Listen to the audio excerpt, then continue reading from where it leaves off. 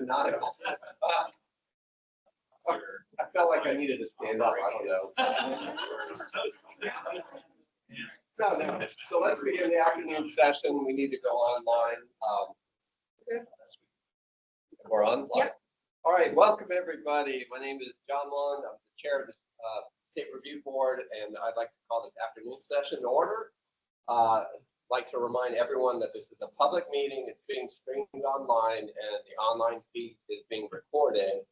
And we do have some folks online as well that may be commenting on some of our nominations. Thanks again to the George Washington Hotel for being our sponsors and hosting our meeting today. I just want to quickly introduce the State Review Board real quick. Go around the table, starting with Eleanor. Hi, I'm Eleanor Green. I'm an archaeologist from Alexandria. I'm Jeff Lee. I'm an architectural historian from Williams. Jody Allen, I'm a historian, and I live in Nashville. I'm Larissa Smith. I'm a historian and live in Marvell, Virginia.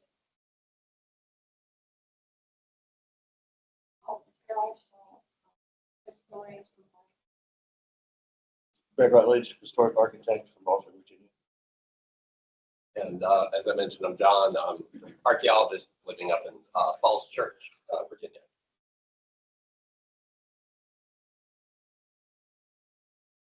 Session, but we do have some members online that potentially wish to comment, or let's find out if you're here to address any of the PIFs that we're looking at today. If you would like to speak, please raise your hand in Teams and we can allow you to unmute.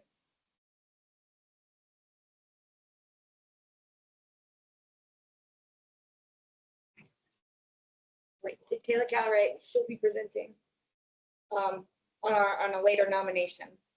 So members of the public, if there are members of the public in the room who would like to speak, you can raise your hand.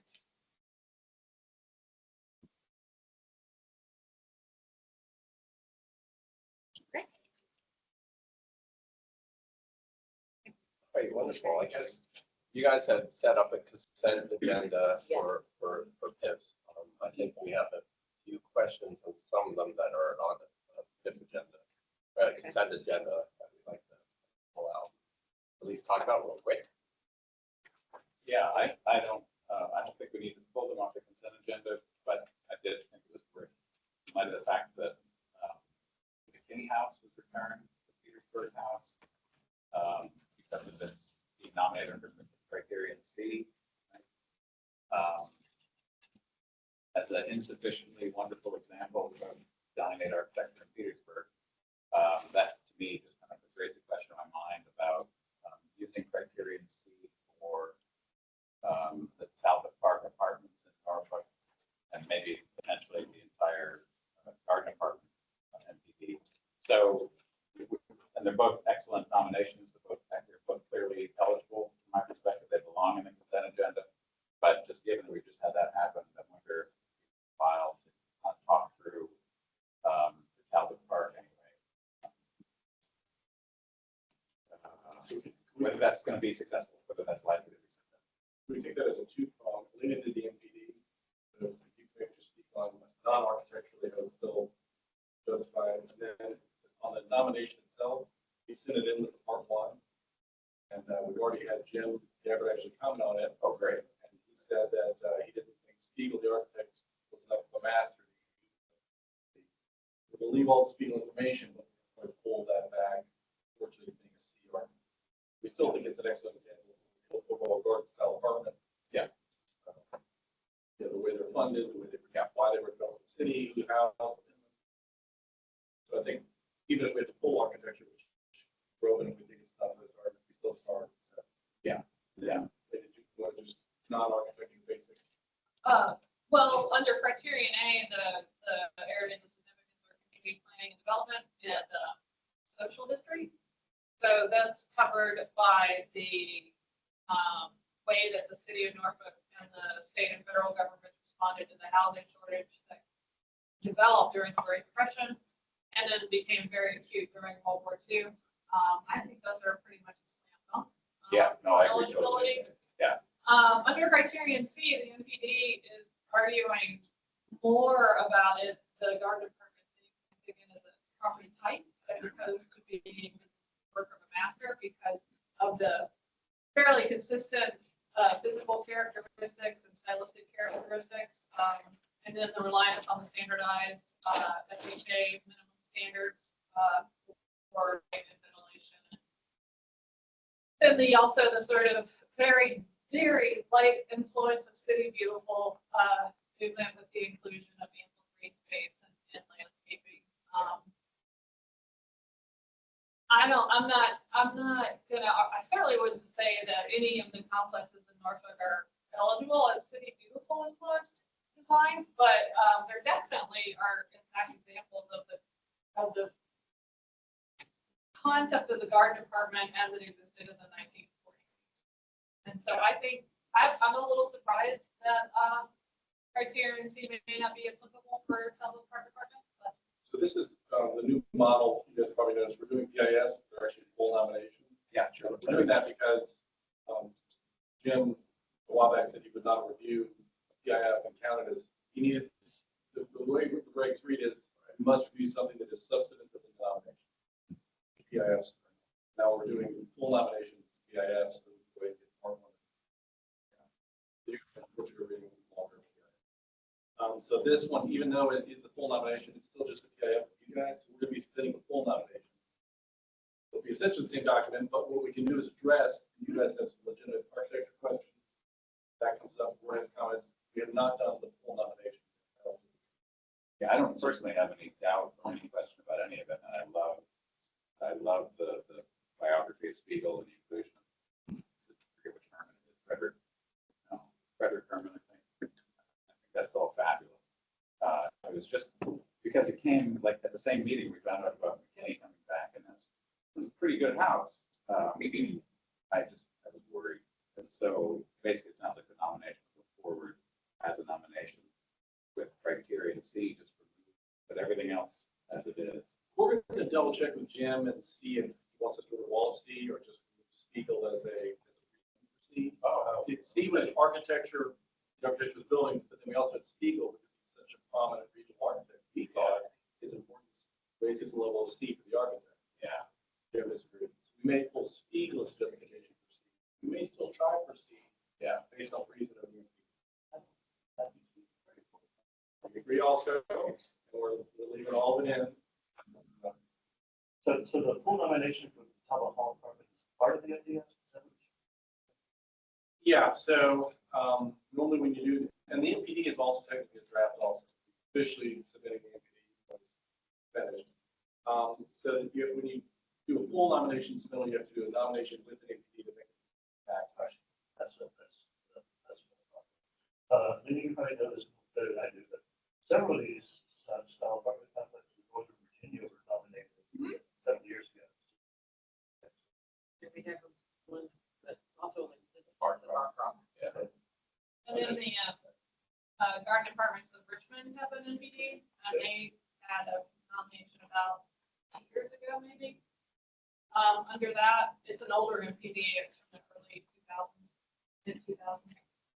And Arlington's is from about that same time. Richmond's might be more like 2012 or so, but this will be the first garden departments NPD complex under our current Park Service review. So I think we'll still try for C. Yeah. But if we're going to lose, we're not going to go to that. Well, it'll be very interesting to see how he responds. It'll just our thinking. He says yes. Fabulous. His main comment was to pull Spiegel out of the justification for C. We also agree with, but yeah. Right. Thanks. The other venues, All the Spiegel information will remain in the number. We're not going to cut it. And I'll just say, I was tempted to put this off the consent agenda just to say how much I enjoyed reading it. they're really lovely complexes. They really are, and they're really well done.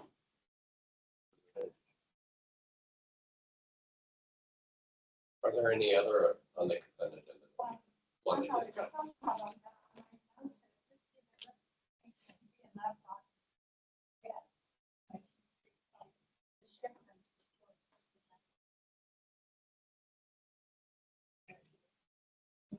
more research in general. Spencer, you know,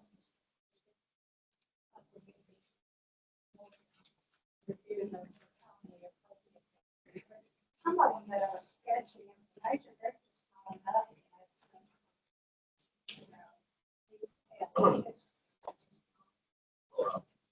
Spencer Hill, that's a good insight about the boundary because we turned it back to the consultants and had them redraw. But they didn't redraw it on the map. The map they gave us is probably what you're looking at. But in the E-team decision, we told them to pull the boundary back. And, you couldn't tell from the map, and I should have asked for a new map. But, we never really drew a new boundary, but we told them that they have to pull it back to this certain area. And one of the reasons I put it on the consent agenda is because I thought that it was kind of a waste of your all's time to get into all that when I think that we gave them the guidance that they needed, and I just thought it would be a big time. It's just that with other. Yeah. And what really happened real quickly was we laid out essentially a study area. We gave them a cost share grant. We laid out the study area, and the consultants kind of misconstrued their job. They thought, well, this is a district. We're telling them that this is a district. You go survey it and write a PIF. But what it was a study area, and then they were supposed to survey it and then draw a boundary within that area, not include the whole area. So we need to be more clear, I think, when we set these projects forward. I think we need to use the word study area instead of district a lot of times, so that's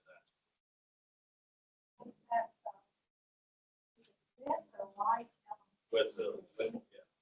I thought, I wonder whether have the whole education. It's because the Withville Historical Society owns that school now, and everything around it is held by the town.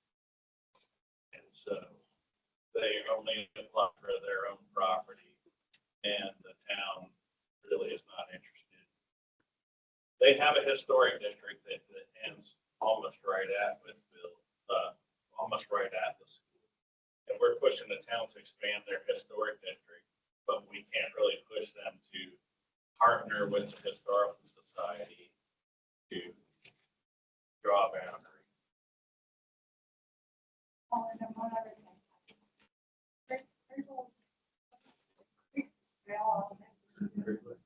Yeah, that Dorothy Hams. I didn't know that her association with the school was strong enough to that criteria. Her association. Because she seems to be a significant enough.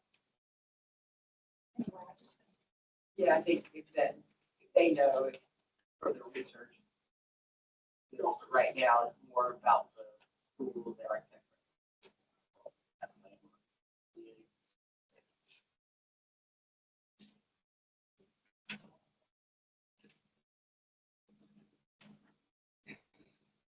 Any other comments or concerns with our consent agenda?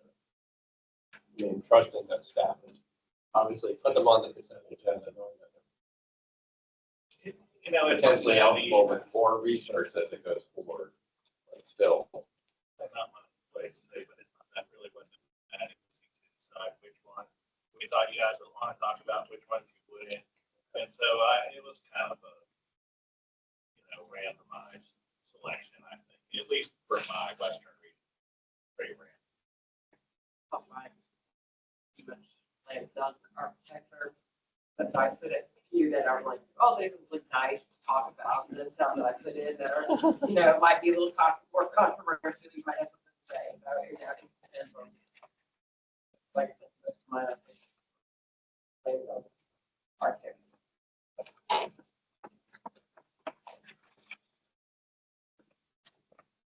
All right, well, how do we want to handle this, board? Do we want to vote for the consent agenda as a block? And just move it forward now. Which one's our discussion? All right, all those in favor, do the thumbs up to go do. All right, excellent. Consent agenda is approved. And there are no more telemark questions. I did want to actually, on a side note, that has nothing to do with your all's job, that telemark nomination, Victoria Leonard of our office, really, was the first one she managed from beginning to end the entire project. So, side note. Thank you all. Thanks, Mark. We do have a hand raised from our external participants. Do we have a moment to allow that? I'm gonna, Joseph, no, I'm gonna allow your mic. You're gonna have to unmute yourself in just a moment. Okay, you should be able to unmute yourself if you'd like to speak.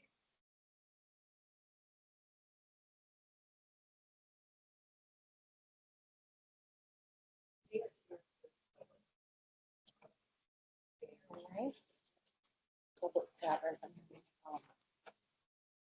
If you're able, if you'd like to speak now, you can try to unmute yourself, Mr. No.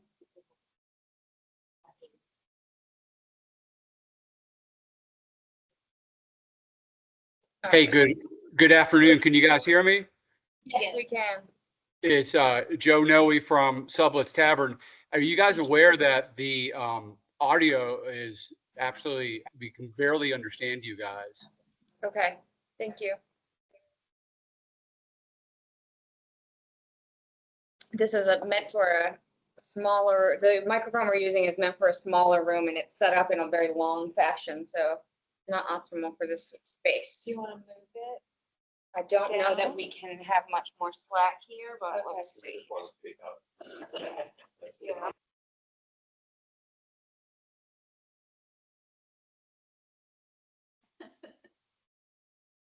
Hey, thanks for trying if you guys can hear me.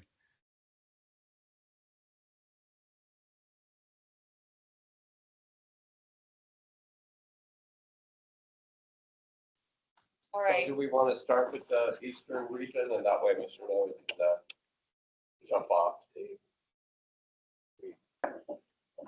Go, we had to. I got late till 2:30. Oh, So you got. We could go out of order too. I mean, we could just do those two first if you want, and just whatever region they're in. All right, Your that call, looks Mr. good. Chair. So let's start with Sutlers and then we'll go right to the terrace. I'm gonna pull up the file and Joanna, I'll check it. Agenda was not that it was- is it been approved with no modification? Yeah. Kathleen Morgan, your question, was the consent agenda approved with no modifications? Yes, it was approved.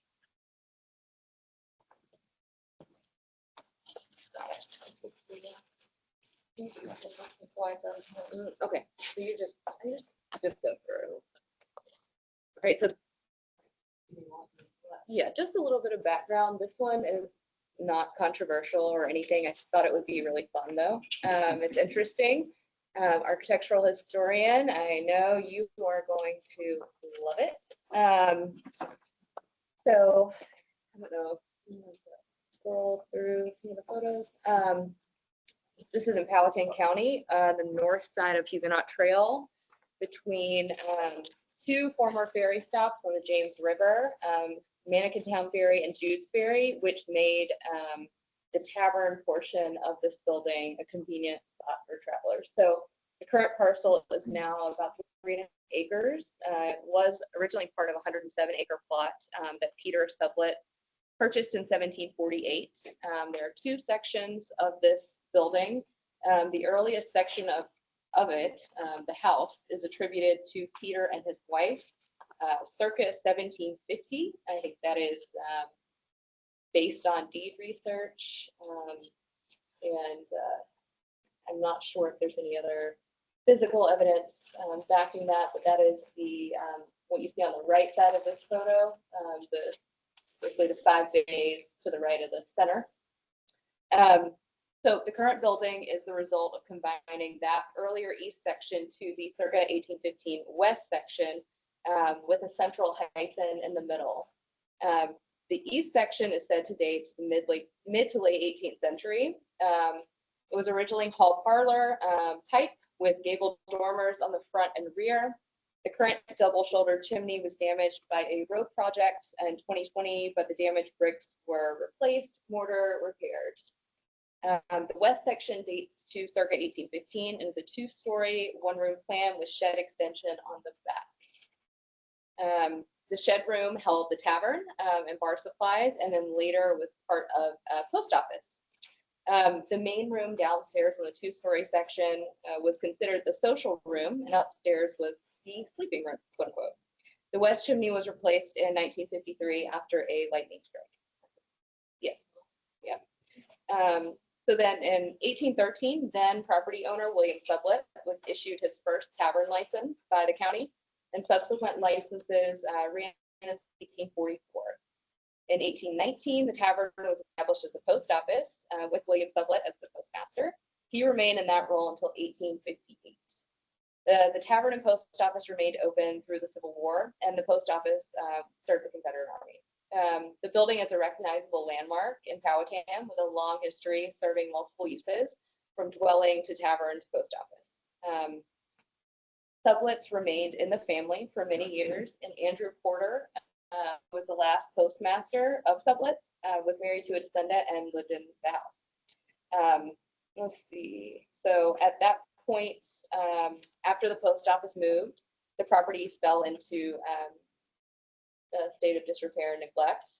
But in the 1970s, a family, the Lehman family, purchased the property and began an extensive renovation and employed a firm out of Falls Church, Barclay Pierce.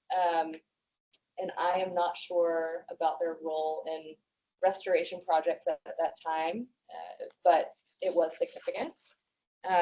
The building itself has changed slightly in appearance over time. There was a phase in the 30s where you had this front porch stretching across the entire front facade.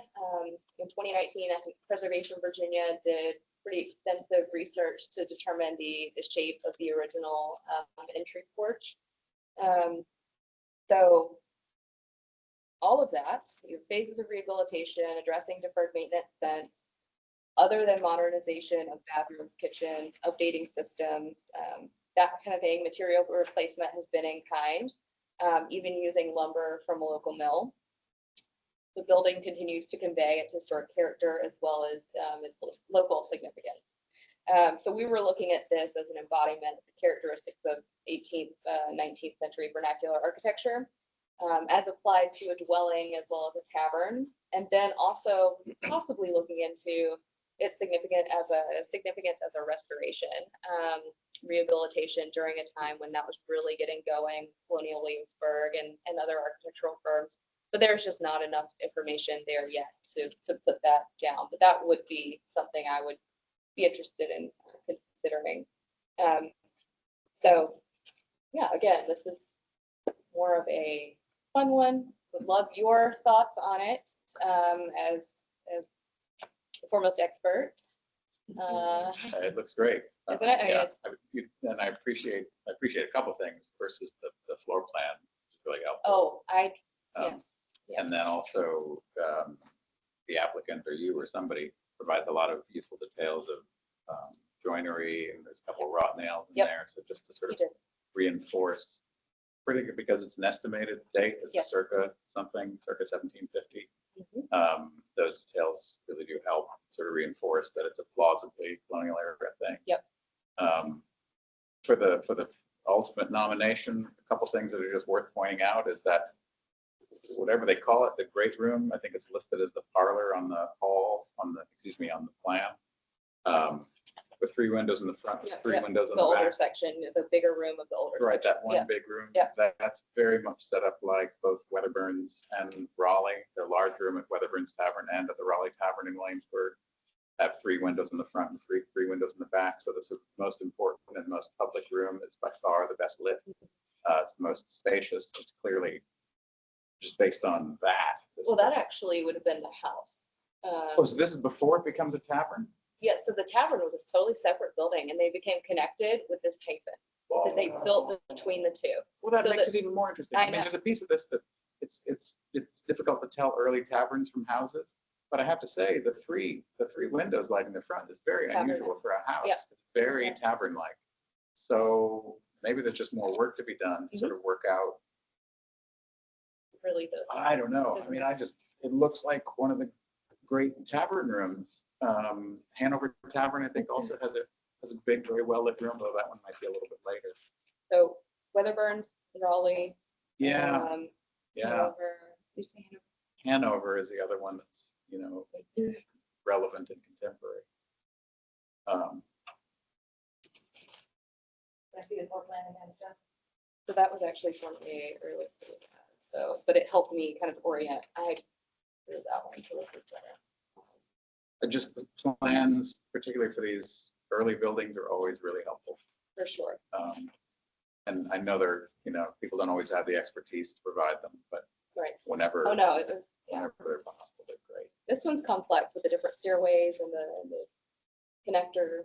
My only it's not a critical comment, but the outbuilding, the one, Oh, yeah, Amanda, that you just went past, just like there's one that's moved. that one. One that's moved, yeah. What do we know about this structure? One was moved. I'm not sure that history. One is original. I think the only one that's left, that would have been multiple on the site. Let me see. This one is very interesting. Yeah, But the skin of it looks very modern. Everything we see in that photograph looks to my eye to be 20th or 21st century. But what's believably ancient is the kind of unusual arrangement of that roof. Right. The big deep overhang, which is unusual. So if it's real, it becomes all the more important. So kind of sorting out what's going on with this building. I think for the ultimate nomination, if it's to be included, will be pretty important, including determining whether it's contemporary with the original building or the 1810s edition. so circa 1850 frame kitchen moved from Alberta, That's what reconstructed this on is? site to mimic a missing outbuilding. And then I would imagine, because the 19th century barn from Crew was also moved and reconstructed on site. Oh, wow. There's The the other, foundation could be a clue, sort of hard to tell in this it photograph. is, yeah. The masonry looks older than There you go. and so this one, you think was moved too? The original, I think those are both moved. Oh, wow. Yeah, because in 1803, the property contained a dwelling, shed, kitchen, barn, and granary. Only the dwelling. Okay, so yeah, these two of them. None of the outbuildings. So were they moved in the 70s as part I of don't the think so. 70s or I think earlier, I think later. later? than I think, 70s? but yes, the property owner might be able to assist in that. I think, yeah, they're Mr. Bailey? on. Joseph. Okay, just a moment. Raising his hand. Hey, guys, Yep. Linda's here as well. Oh, yeah, great. Go ahead, Linda. Great. Can you hear me? Yes. Yes. Oh, okay. I can clarify a little bit on the two outbuildings, the one with the very steep roof and the overhang porch. And that one was moved in the 1970s from a derelict property, I believe in Farmville. And it was rebuilt by the Layman's on what they thought was a foundation. And they actually only put it together out there as a playhouse for their kids. And they actually had chickens in it as well. So in 2000 something, a previous owner had wanted to turn that into a separate dwelling. And so he added electricity and plumbing and windows. So it used to just be an open, like, barn playhouse. And then the other barn, the big tall one, the two-story one, was also moved from, I think, Southampton County, another derelict property that they rebuilt on a foundation. And we're using it literally as a barn in the 70s. Now the second half of the building, the lower roof, the same people that added the electricity and plumbing put on a lean-to, because they had a plan at one point in time to turn the whole property into a event space and bed and breakfast. So that part is new and it's like fiberboard, but the 2-story barn is all old wood and old beams on what they thought was an old barn foundation. So that's what was there, because the house and the tavern are the only original buildings that survived, like in the 30s when the property really started falling into disrepair. Great. Thank you for that clarification. Yeah, thank you. Share something. Yeah. For some reason, the display on screen, Microsoft really wants us to use this fun together mode, and it's not at all what we want. All right, so, one question. I just want to ask, do you feel confident you understand the evolution of building over time and what it actually looks like after each period? I do. I mean, I think it's hard to pinpoint an exact date. It would be great to have a site visit to go out there and see how it all, and it is close enough to do that. Be fabulous. Seeing things I would in come person. Please do. Seeing things in person just is a totally different experience. And it's much easier to make sense of everything. But I do think, I mean, once I was able to draw it out and see how everything fit together and different stairs that had existed and how it's reconfigured, I think it fits. But it's interesting to think about the triple window issue, but I just haven't studied taverns enough to know. Yeah, it really looks like it's enlarged with a great room. But the great rooms at the great room at the Apollo and the Raleigh both went on in the 50s, for what it's worth. So there is this moment in the 1750s where taverns in towns, anyway, I don't know about this one in particular, they're being enlarged to be more, to provide more space for big public events. And so I wonder if there's, I mean, this is to Carol's point, I think I wonder if there's an addition, there's an intermediate Sure. step in which it gets converted from a Likely. house to a tavern before the 1800s. Is there a tavern license or anything? Is there a date when we know it became a tavern? Yeah, 1813. Okay, that's the first one That's where we the know first. it's a tavern. That's the first formal license. That's the first time we know there's a tavern. Yes. I think 1844. But yeah, it's always, things can happen. I mean, it's rarely clear cut. So I think it is good to have that physical evidence and go out there and check it out.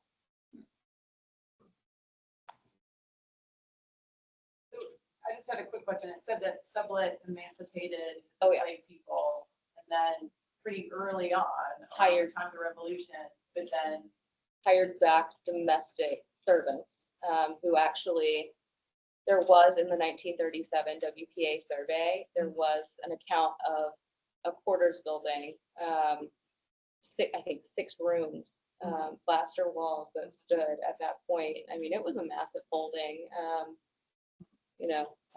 pre and post. So yes, he did, but they said the hired servants, the domestic servants, were the ones that actually lived in that building, the later building. and hired them back in the antebellum. No, post. Well, there's a bit, so I think just as thinking toward the nomination, there's a gap there, right? If they're emancipated around the Revolution, there's like the early, there's 60 years or so, kind of what does the labor look like? Oh, yeah, I mean, they'll explore Yeah. all of that. They have a base, a pretty good foundation of records of who was there, how many people were there, who was working there, but they didn't, that for the PIF, that's not then. No, you don't. So that'll be explored for sure. Does the insurance policy have a drawing? Insurance policy is 1803. Is there a drawing on that? Yeah, or dimensions? I don't think, not that I saw, or could make it out. Is it a fire insurance policy? Is it mutual? Is it a mutual assurance policy? A fire insurance policy? I don't know which one you're. The first bullet point. Oh, actually, I've not seen any. I That would haven't be seen that, great but yeah, to they just know list. that. Yeah. Yeah. Yeah, I don't know. Is there any hand? Yeah, I mean. Joseph. You saw? You don't need to stop sharing. The,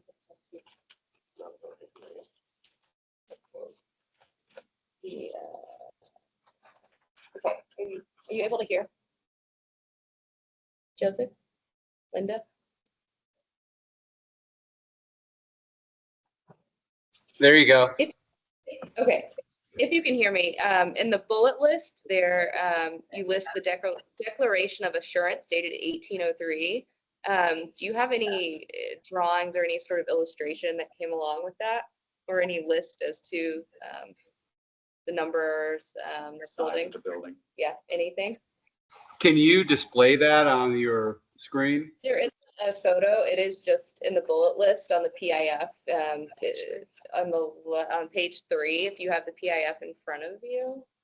We do not. I'm not sure what Okay. policy you're talking about, but I can search real quick.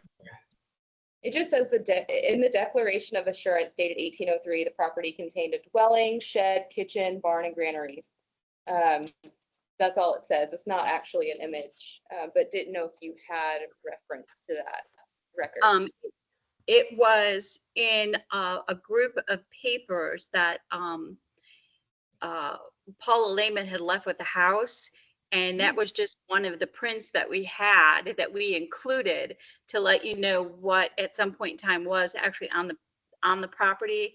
And it was listed in the Powhatan County records that she had made a copy of. I don't have it in front of me, but I do have some additional information from the county. Great. And if, Okay. you know, Powhatan County, they had said in years past, there had been a fire at the courthouse. So some records have been lost over the years. So it's very hard sometimes to find those papers. Yes. Yeah. Okay. Well, Joanna, we have, in our archives, we have all of the mutual insurance society contracts for Virginia organized by county. So it should be pretty easy to look for. awesome. Okay. And then, you know, a lot of them do have a drawing, a plan drawing. Then it'll say the roof is covered with wood, Mhm. you know, that kind of thing. Yeah, great. And this property did have survey, 1937, and then another 1958, 1991, multiple. I mean, truly every cycle. So Well, maybe the way to summarize, this is back to Carol's question or comment, is whatever documentation or whatever physical evidence there is, we got to make sure that it's all collected yeah. and brought to bear on For sure. a sort of clear understanding of this building. Mhm. And I'd be happy to help. Fantastic. All right, a thumbs up on this one, guys? Definitely. All right. Definitely. Which one is next? Thank you all. Thank you. Are you on both? Or you're just fair? We're accommodating Fairfield next. We have a guest in the room, is that right? Do you have to, or you? You just have one. Okay, I wasn't sure. Yeah, have stay more. more, stay with me, Spencer. You can talk I should about, know you more can than- talk about more if you want. So I've done worse. All Okay. right, so Fairfield's So next. Fairfield is next. Yep. Would you like to run the PowerPoint or would you like to just tell me when to advance? I'm gonna sit next to you. And then I'm gonna. All right, thanks to the owners of Sutlets Tavern too for joining us online.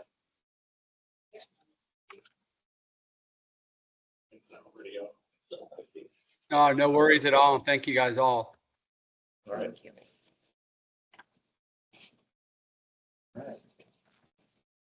All right. Right? Okay. Hi, everybody. You probably know me as the shadowy man in the back of the room that's sweating over AV and IT issues with most of these things, but I come before you today. Just for those who don't know, I'm Brad McDonald. I am stewardship coordinator and an archaeologist within DHR's easement program. And I've been helping Dave Brown, who is in the room today. Hi, Dave.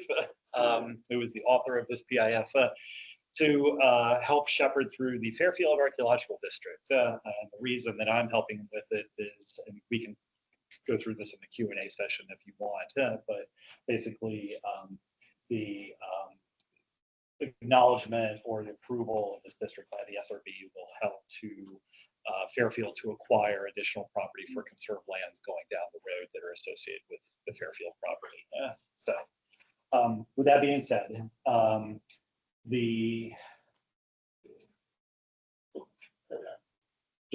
here's sort of the basic information screen.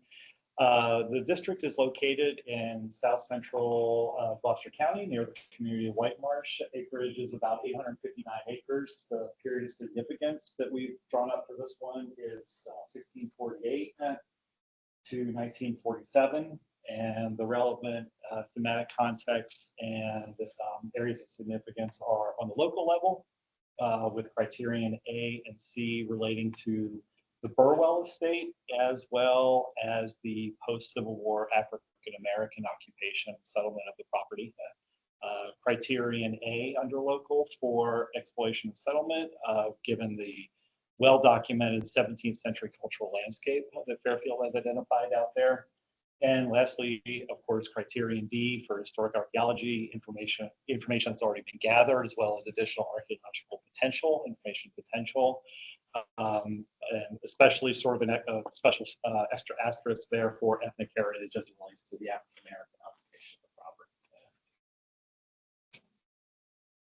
Just sort of a basic locator map of where we're talking about. You see on the right there is the district boundaries as proposed. When it was the original draft was sent to us, district was a little bit larger than it appears here, and we'll get into the boundary justification in just a bit. But modern development and we truncated a little bit on the southern end, and mostly because that area of the district, as originally proposed, has experienced a lot of sort of modern subdivision development. So we felt that it didn't have a lot of diligence.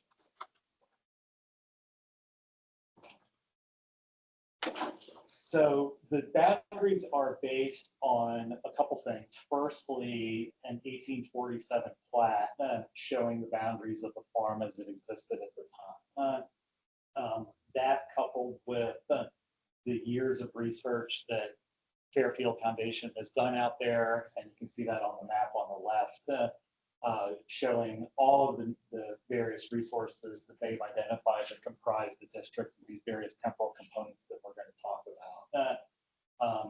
The blue is architectural resources that may contribute to it. The red is archaeology. The big blob sort of in the western part, the reddish blob on the western part is the Fairfield Mansion site itself and its associated temporal components. The yellow polygon that sort of runs through the middle of the district is the conservation easement as it exists right now, for the Fairfield Archaeological Site, that the board holds. And so basically the landscape is something that you would expect to see in Tidewater, Virginia. It's in a mostly rural setting, comprised mostly of a mixture of mostly hard, mature wooded cover, mixed hardwood and pine tree species, open ag fields, and then larger residential lots with single family dwellings. The topography is mostly flat. It's interspersed with natural ravines and drainages that lead either to Carter Creek, which is on your left, or Cedar Bush Creek.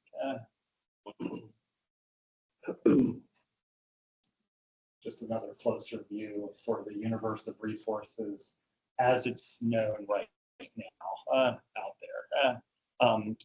Based, like I said, a lot of what the Fairfield has done out there is not just look at the mansion site itself, the site of the Burwell Mansion from the late 17th century, but on the outer sort of edges of that have identified an additional universe of resources that were either direct, domestic occupation sites or industrial sites that, sort of contributed to the operation of a plantation, or sort of other cultural landscape features such as roads or boundary ditches, mill ponds.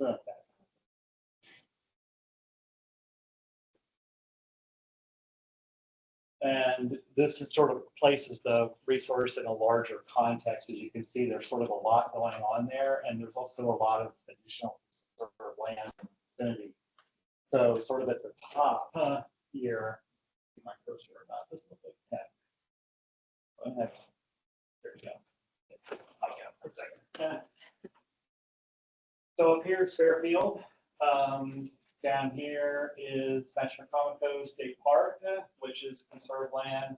This is the Shelley Archaeological District, and this is Rosewell over here, which also, so both Shelley and Rosewell also have BHRs.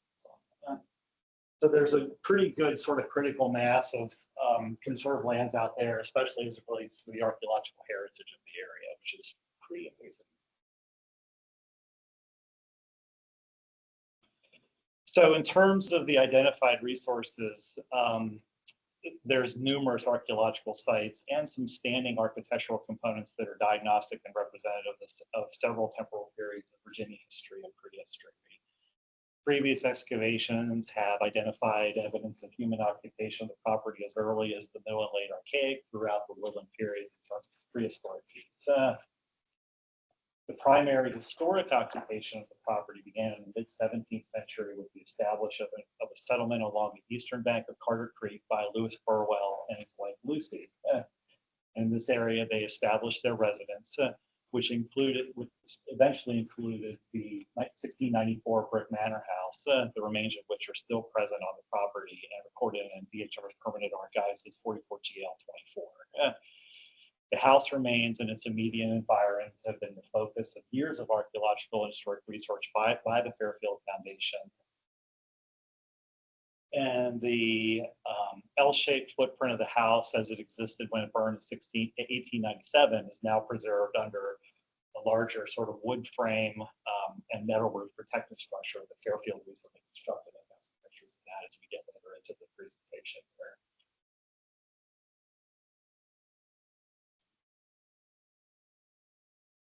In addition to that, the years of research and fieldwork out there have identified a lot of other smaller dwellings for other family members, servants, as well as obviously the enslaved community that made the plantation work. This portion of the district has been this portion of the district has been the most heavily researched, but the foundation is continuing their survey work on other portions of the existing easement property further away from the manor house. Most importantly, additional survey and research in these portions of the property have documented the presence of at least two African-American communities, Piney Swamp and Clopton, that were inhabited by the descendants of enslaved individuals who once lived and worked on the plantation. In addition to these sites and features, research has also documented a lot of other cultural landscape features that are extant on the property, including road traces, a family cemetery, enclosed formal garden, ice pit feature, boundary ditches. And here's just some example, just a few very limited examples of probably the tens of thousands of artifacts that Fairfield has identified out there. More than Dave would probably dream about that stuff at night. Nightmares. Yeah.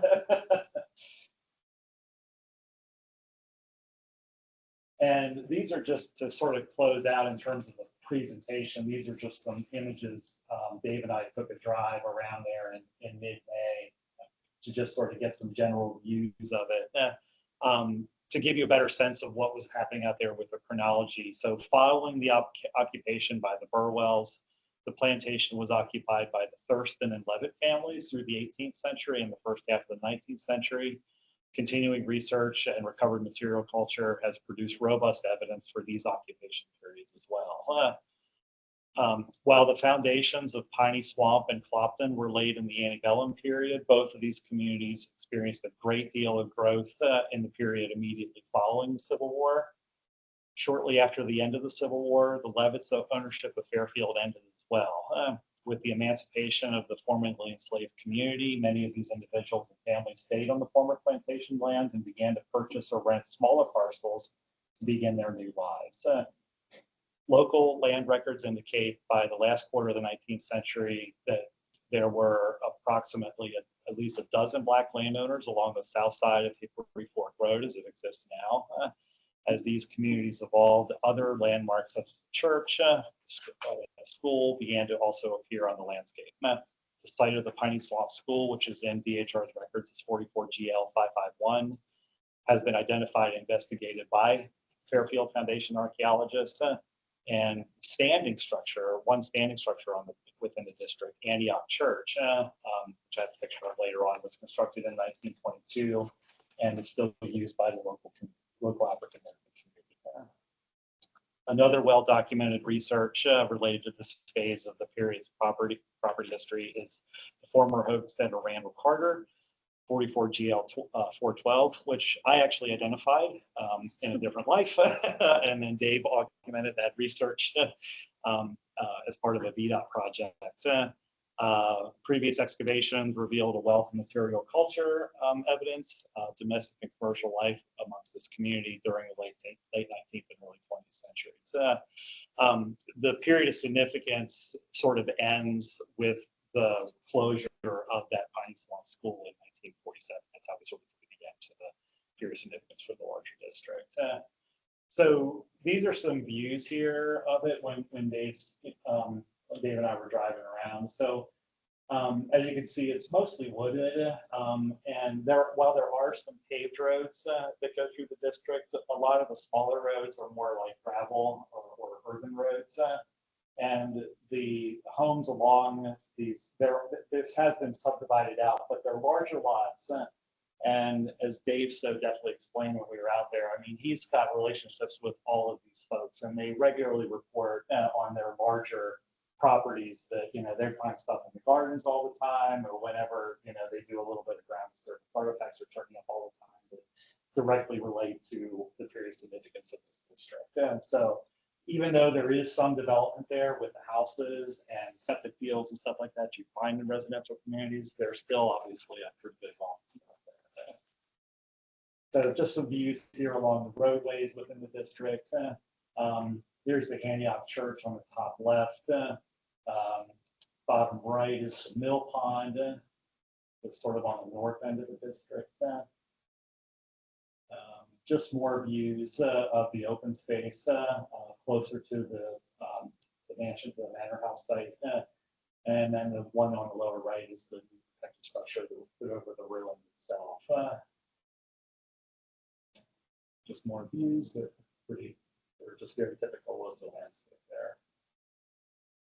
I think that's the end.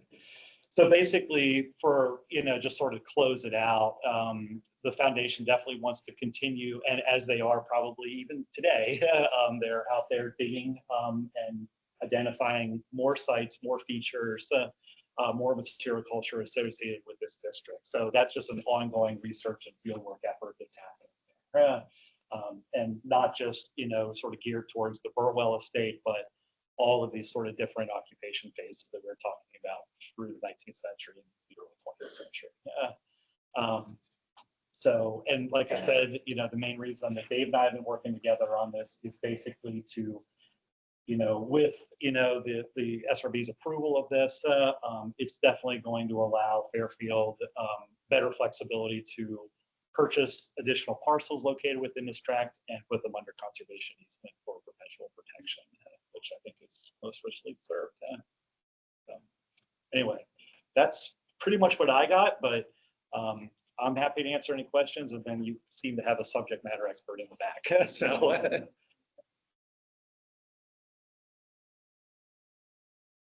Wow. I mean, that's my additional comment. I just would like to say I would love to see more of this. This is so definitely needed in terms of these archaeological districts. Like I said, that one slide I think that was showing you where Shelley is and Rosewell and Fairfield. That's not the only place in Virginia where these types of things exist, and it would be really nice to start thinking more broadly about these kinds of spaces and landscapes. So I think this is a great opportunity. There's another one that's going to come in about, we hope, 6 to 12 months. Mhm. The Mark Wagner project, if you will. About 5 or 6 years ago, he approached us and said, you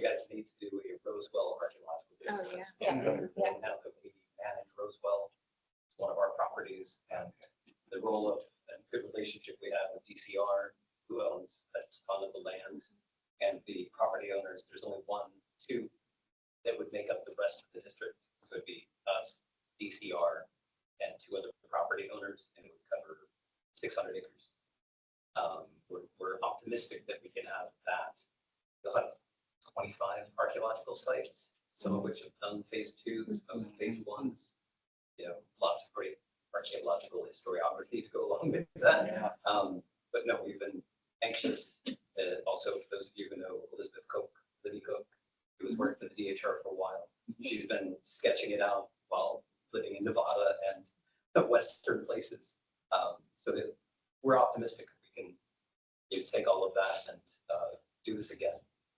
That one will be less problematic in the sense that there's probably only going to have 2 or 3 standing resources that are outside of the period of significance, as opposed to ours, which is still grappling with how to classify some mid-20th century development and whether or not it's remnant of the African-American community or if it's early turning everything into the suburbs. Because we've done a lot of research in sections to look at the African-American communities. 1890s, all of the land within the district that you see there is occupied by African-Americans. There is only 2 parcels that are owned by whites.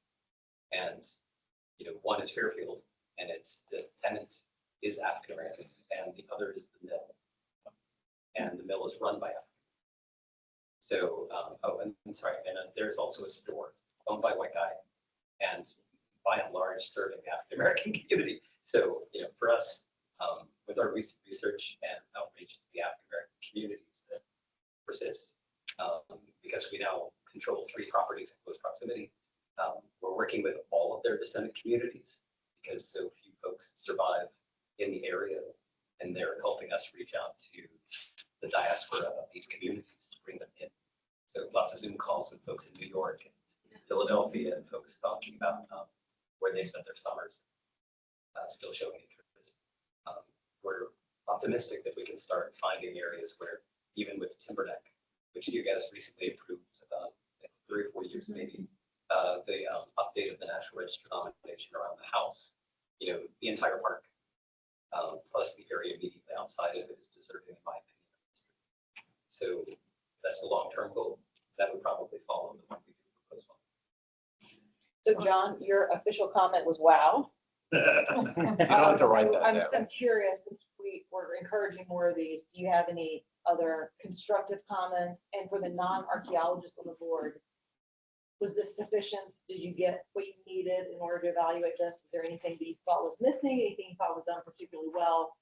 Any feedback you have for all of us as we continue to develop these? So I'll just weigh in that I think this is an archaeological slam dunk.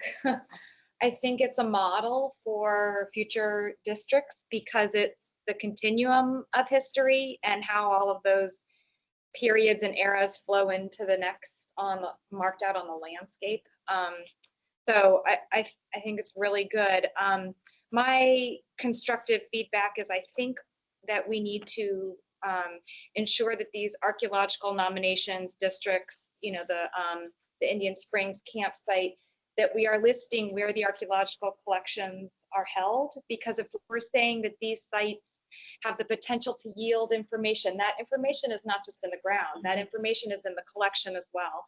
And the collection is not just the artifacts, it's the photographs and the field records and all of the associated data collection and science, things that go into making archaeology what it is, that has to be a component.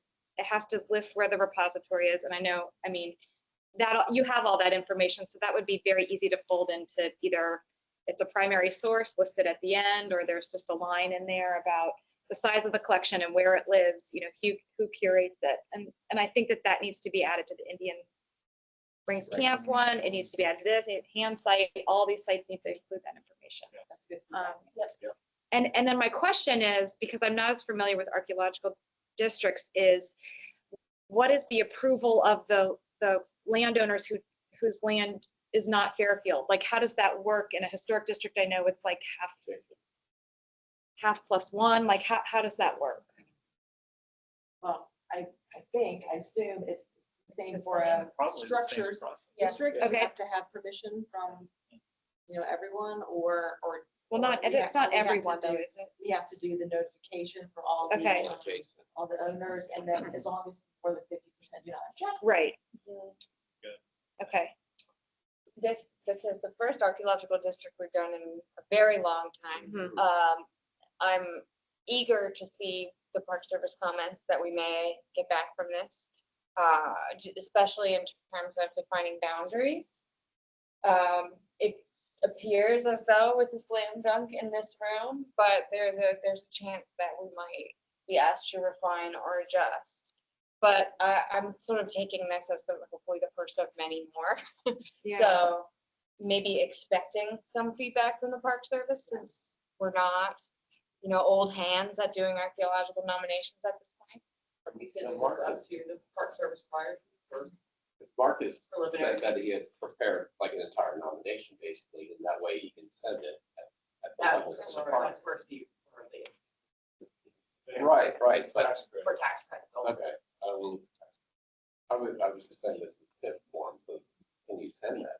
But an archaeological nomination shouldn't be any harder than an architectural.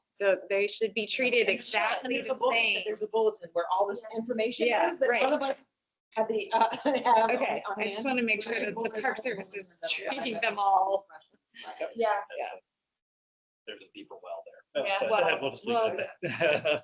My initial comment on this too was, unfortunately, I didn't see these because they were posted under non-public, basically. So I saw them after I had written up comments on Indian Spring. So in these two, Hanside and Fairfield looked a lot better put together than the Indian Spring nomination. I mean, we did vote for it. I do think it is eligible, but this looks more like the model of what we need to do for those. So unfortunately, I wish that would have come through PIP, or it did, didn't it, in 2015? Years ago. And see, here's the other thing, is that the PIF process is not required by law. Right. It's highly, highly encouraged. But when we get in our nominations sort of out of the blue, we are, obligated to process them, so. But we are going to try to, in the future, always encourage everything to go through this process, because it makes it easier on the administrative side as well. I think I know what Dave wants to say, but Dave, go ahead and say Um, it. Two quick things. If the full nomination for the Roseville Archaeological District is more likely to come forward before a full nomination for this district.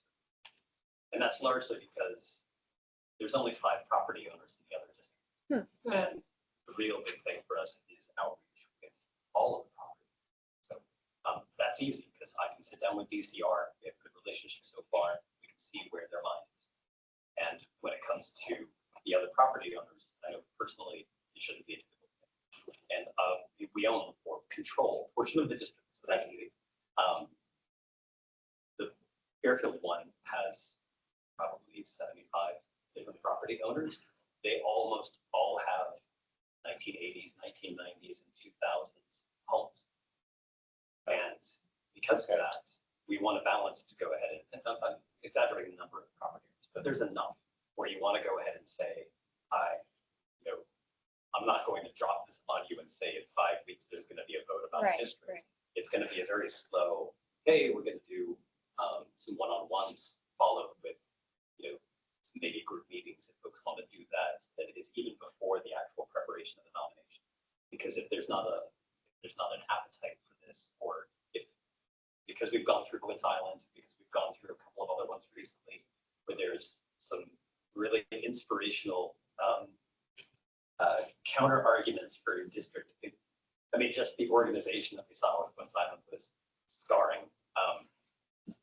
The point being is that lots of good groundwork ahead of time might bode well for that, specifically if we have this substantial African-American community presence that is backing us. And to get that, we need to spend the time.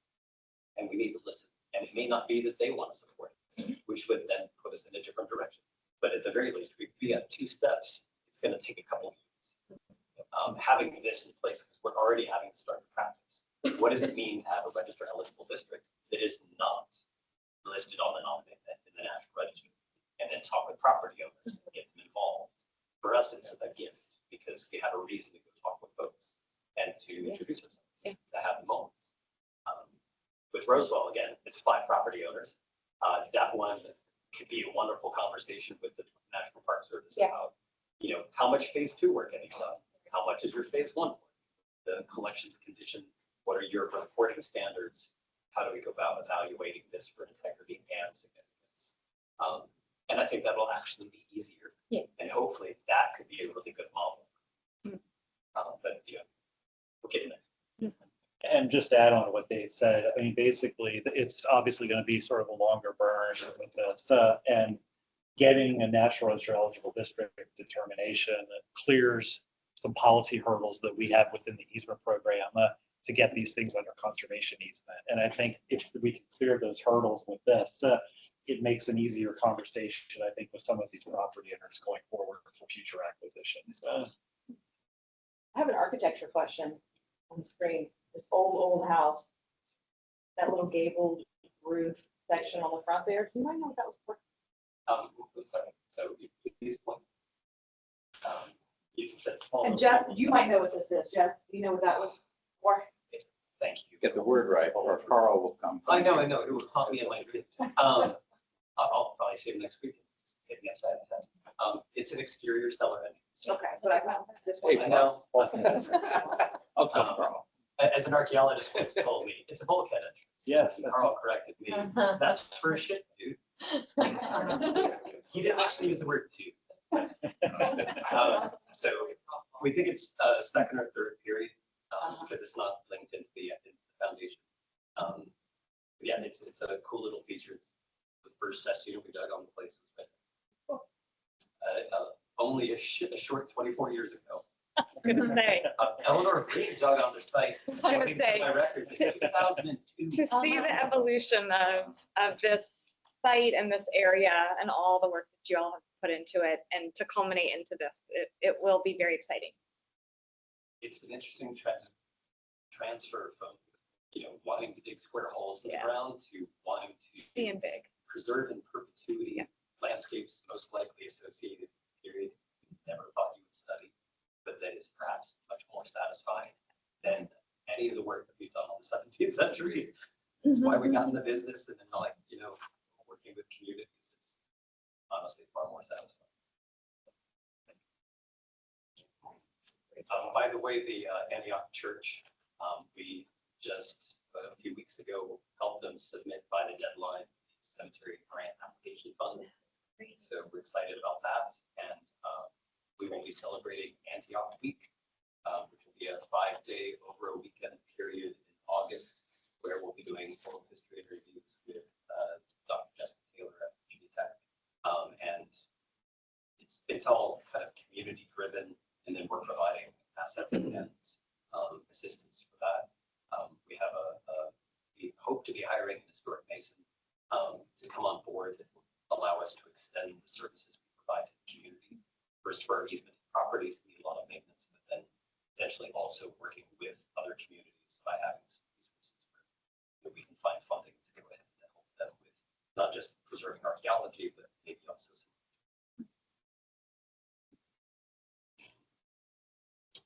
Anything else, Tom? I just, from the architect standpoint, this is sort of an intangible thing for me, okay?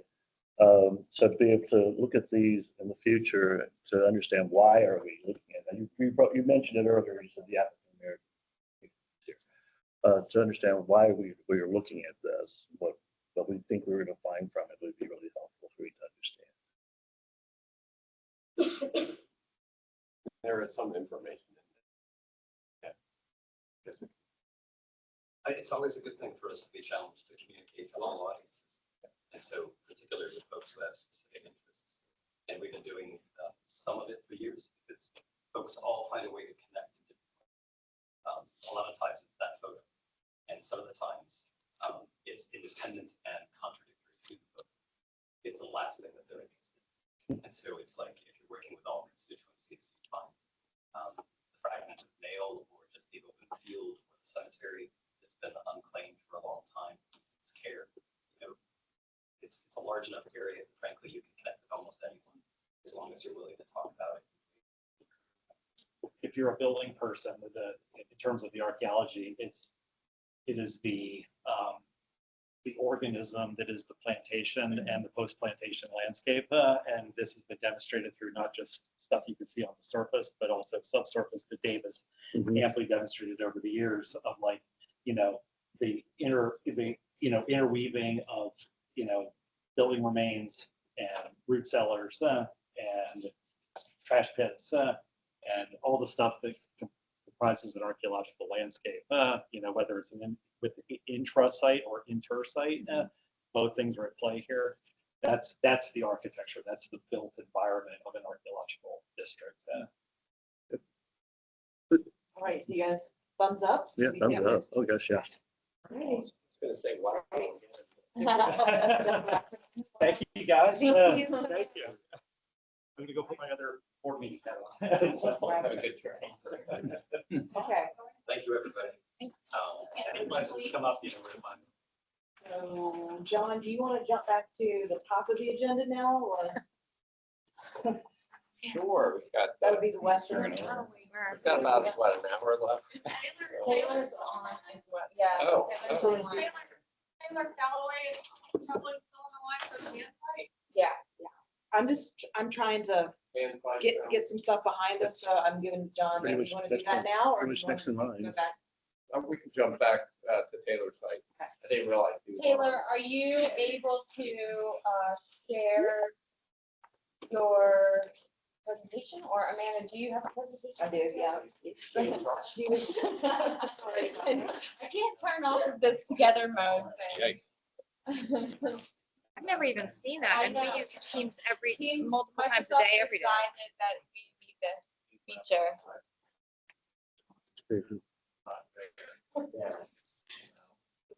Taylor, are you? Yes. Can you talk? Okay, great. Yes, so hopefully you can hear me. I'm going to try to share my screen. Great. Excellent. Can we see the PowerPoint? We can, yes. Okay, great. So just a quick introduction. My name is Taylor Calloway. I'm a doctoral student at the College of William & Mary, and I'm also an intern with the DHR. This is my first attempt to assemble a National Register nomination, so I'm really looking forward to getting your feedback on this today. So moving right along, the Hand site is an extensive middle to late woodland Native American principal town. It's located in Southampton County in southeastern Virginia, indicated on the top left by the red star.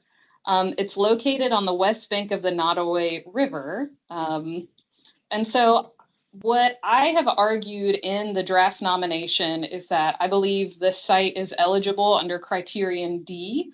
So the site has yielded or is likely to yield information important to prehistory. And we'll kind of flesh some of that out with the rest of the presentation. So the site was first identified in this large plowed field, and you can get a good sense of this from some of the excavation photos. And in the 1960s, the site was subject to pretty extensive excavation. So over several field seasons, excavators dug over 500 10-foot by 10-foot square units, revealing several acres collectively of this archaeological site. So kind of an impressive scale and characteristic of that time period. And what excavators revealed were over 500 non-post features. So the full gambit of features that we would expect to see at a woodland period Native American site. So we have refuse pits, storage pits, hearths, and quite notably, also an extensive cemetery. So here on our plan map on the right, you can see that dense gray collage of pits. That's the central cemetery area. Also pretty notably, there are many large refuse pits that I think are representative of moderate to large scale feasting events. And also intriguingly, we have the remains of a very extensive longhouse. So at its largest axis, almost 60 or so feet, And so this longhouse would have rivaled some of the largest known longhouses in the Middle Atlantic region. So think something comparable to the principal house of Chief Powhatan or Wahun Seneca. And so more recently, more recent radiometric dating has demonstrated pretty compellingly that the majority of these features date probably to around 1200, so that 13th century AD, though there is a meaningful component around 900 AD at the turn of the Middle Woodland, as well as a little bit of later activity. But by and large, the majority of the features on this site likely represent that 13th century occupation. And similarly, that time period is affirmed by the pottery styles that we now know are exemplified at this site. So predominantly, the site has Townsend ware, which you can see examples of on the screen. So our shell-tempered fabric impressed stuff. As well as lesser amounts of cashai, which is similarly crushed rock, coarse sand, and fabric impressed as well. And so kind of like cumulatively, if we knit all of these insights together, what I think we have is this very prominent woodland period principal town that was probably established meaningfully in the late Middle Woodland period, and then was expanded dramatically in that 13th century AD. And so that century is quite a notable one in terms of the regional prehistory. That's when we really see the development of agriculture, the development of political chiefly structures, and so on. Things, social change really ratchets up in that century. And so similarly, I think what we're seeing here with this very persistent place is an entanglement of both the construction of space and issues of political and religious authority, essentially. And I think a lot of that is being articulated in the way that people are constructing and maintaining their town, particularly with regards to this mortuary area, but also the maintenance of residential space. In terms of site boundaries, conservatively, we know that the site, I believe what I wrote is around 6 acres in total, and they have excavated about half of it. So the boundaries that I put in the body of the nomination really reflect the boundaries as they were understood by the original excavators. So essentially, the excavators who first probed the site, they did a shovel test survey and they found the furthest extent of essentially the site's sheet midden. So they defined the site area based on the presence or absence of midden, not the presence or absence of artifacts. And so you can kind of see that boundary reflected in the way that they excavated this site. So they believed that the units at the furthest extent, northwest, south and east, they believed that that was the furthest extent of the site. But kind of the site boundaries is something we've been debating a lot about. And, we were kind of hoping to get input on from the National Park Service. In terms of the modern land use, right now it's a wooded lot, primarily pine tree forest, but there's also a pretty large feedlot running through the middle of the site. And we have a good sense that the archaeological remains are intact intact because there was a recent, relatively recent 2010 shovel test survey post-dating the installation of these trees, which demonstrated that there is good intact stratigraphy, there's still intact features despite the tree cover and despite the impacts from modern plowing agriculture. So one issue with boundaries, if you look at this topo map, we can see that the hand site indicated by the red arrow is pointing to this kind of like raised embankment overlooking the river. And so one way we were thinking of approaching this is considering that landform to be kind of the natural extent of the site. But again, this is something that we've been kind of debating and trying to figure out how to proceed with. So I'll just pause there. I gave us a speed run because I'm trying to get us like through some of these nominations. But I'm happy to answer questions or return to any of the slides.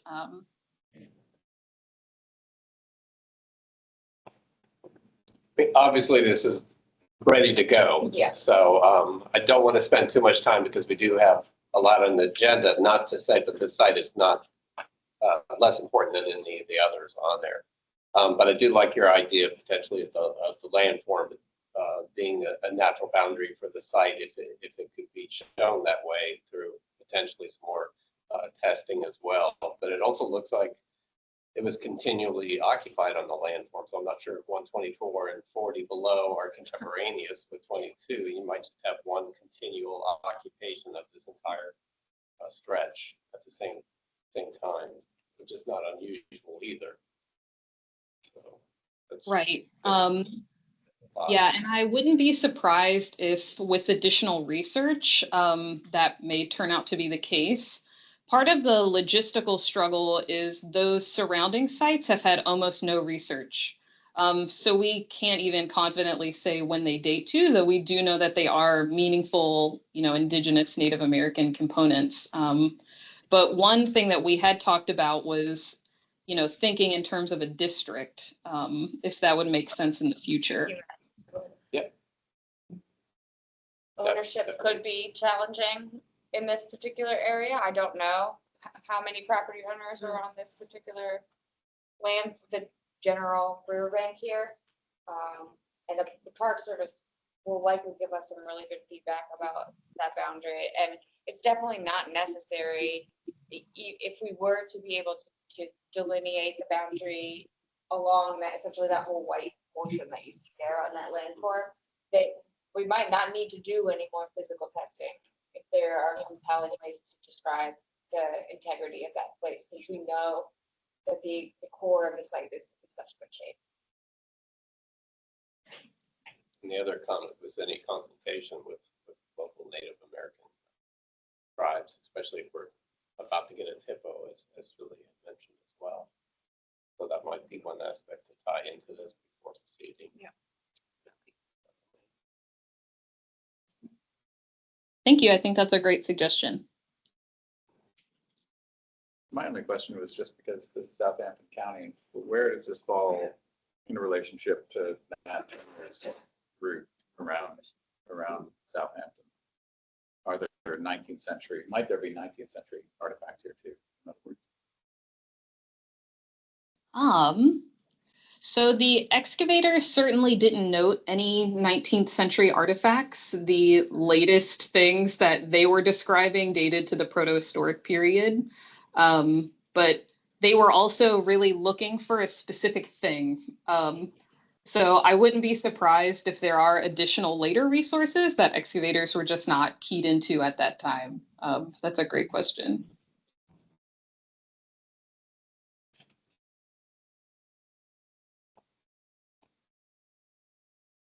All right. Well, I think that's a shoe-in right there. Another slam dunk, as Eleanor said. So, thumbs up. Good. Good thing for archaeology. I know. Didn't want to rush to these, but we do. Every day.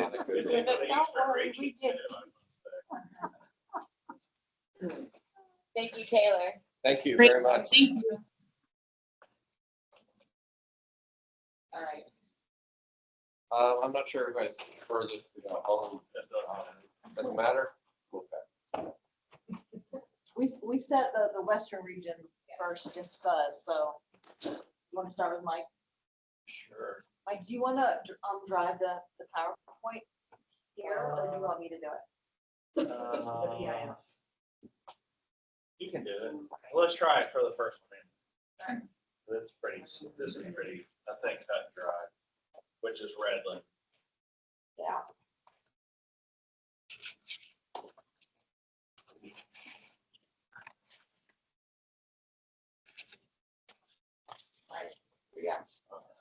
So Redlands, and we're looking at strictly architectural area significant. The house is, go ahead down, let's look at a photo.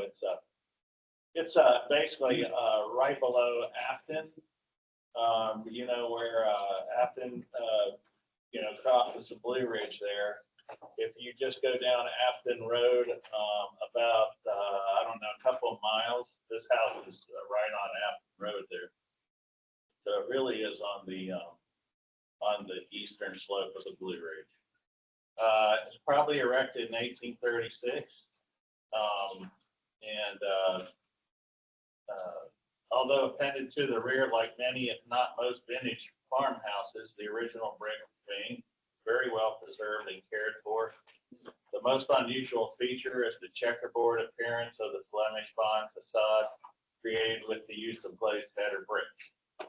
Lacking its portico, the indelible outline of which remains on the facade, the most stylish elements are limited to interior woodwork, such as the center passage staircase and fireplace mantles, exhibiting characteristics of the Federal and Greek Revival styles. The name Redlands referred to the red clay fields, and the name was in use by 1881 when the property was owned by Robert Hardin Smith and his wife Mary Ann. And they purchased property in 1858. The 1860 census lists Robert as a farmer with his wife and 3 children. The real estate, blah, blah, you know all that. 1860 had 168 improved acres and 86 unimproved acres for a total of 254 acres. He had 4 enslaved persons under his ownership. The Lipskin family, which included 11 children, occupied the house thereafter for many years. One of their daughters, Betty, she was born in 1865. She continued to live at Redland by herself until 1946, when she sold the property to Clark Dodd Sr., and the Dodds still own it. So it's only been through, it's owned by the 3rd family since 1836 or so. And that's basically what we know about its history. There's a little bit more, but not anything I think terribly important. And so really it's an architectural argument. Interestingly enough, in Nelson County, there's only one comparable house that we know of, and it's the individually listed brick house built right around the same time in 1838, and it's called Oakland, and it's right at Lovingston. It's the Nelson County Historical Society Museum, and it's very strikingly similar to this. So it's the only, let's see.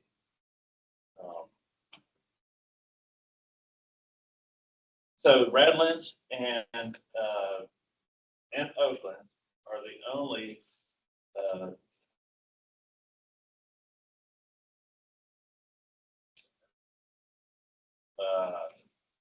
three-bay, 2-story brick houses from the second quarter of the 19th century that we know of in Nelson County. One of them already listed.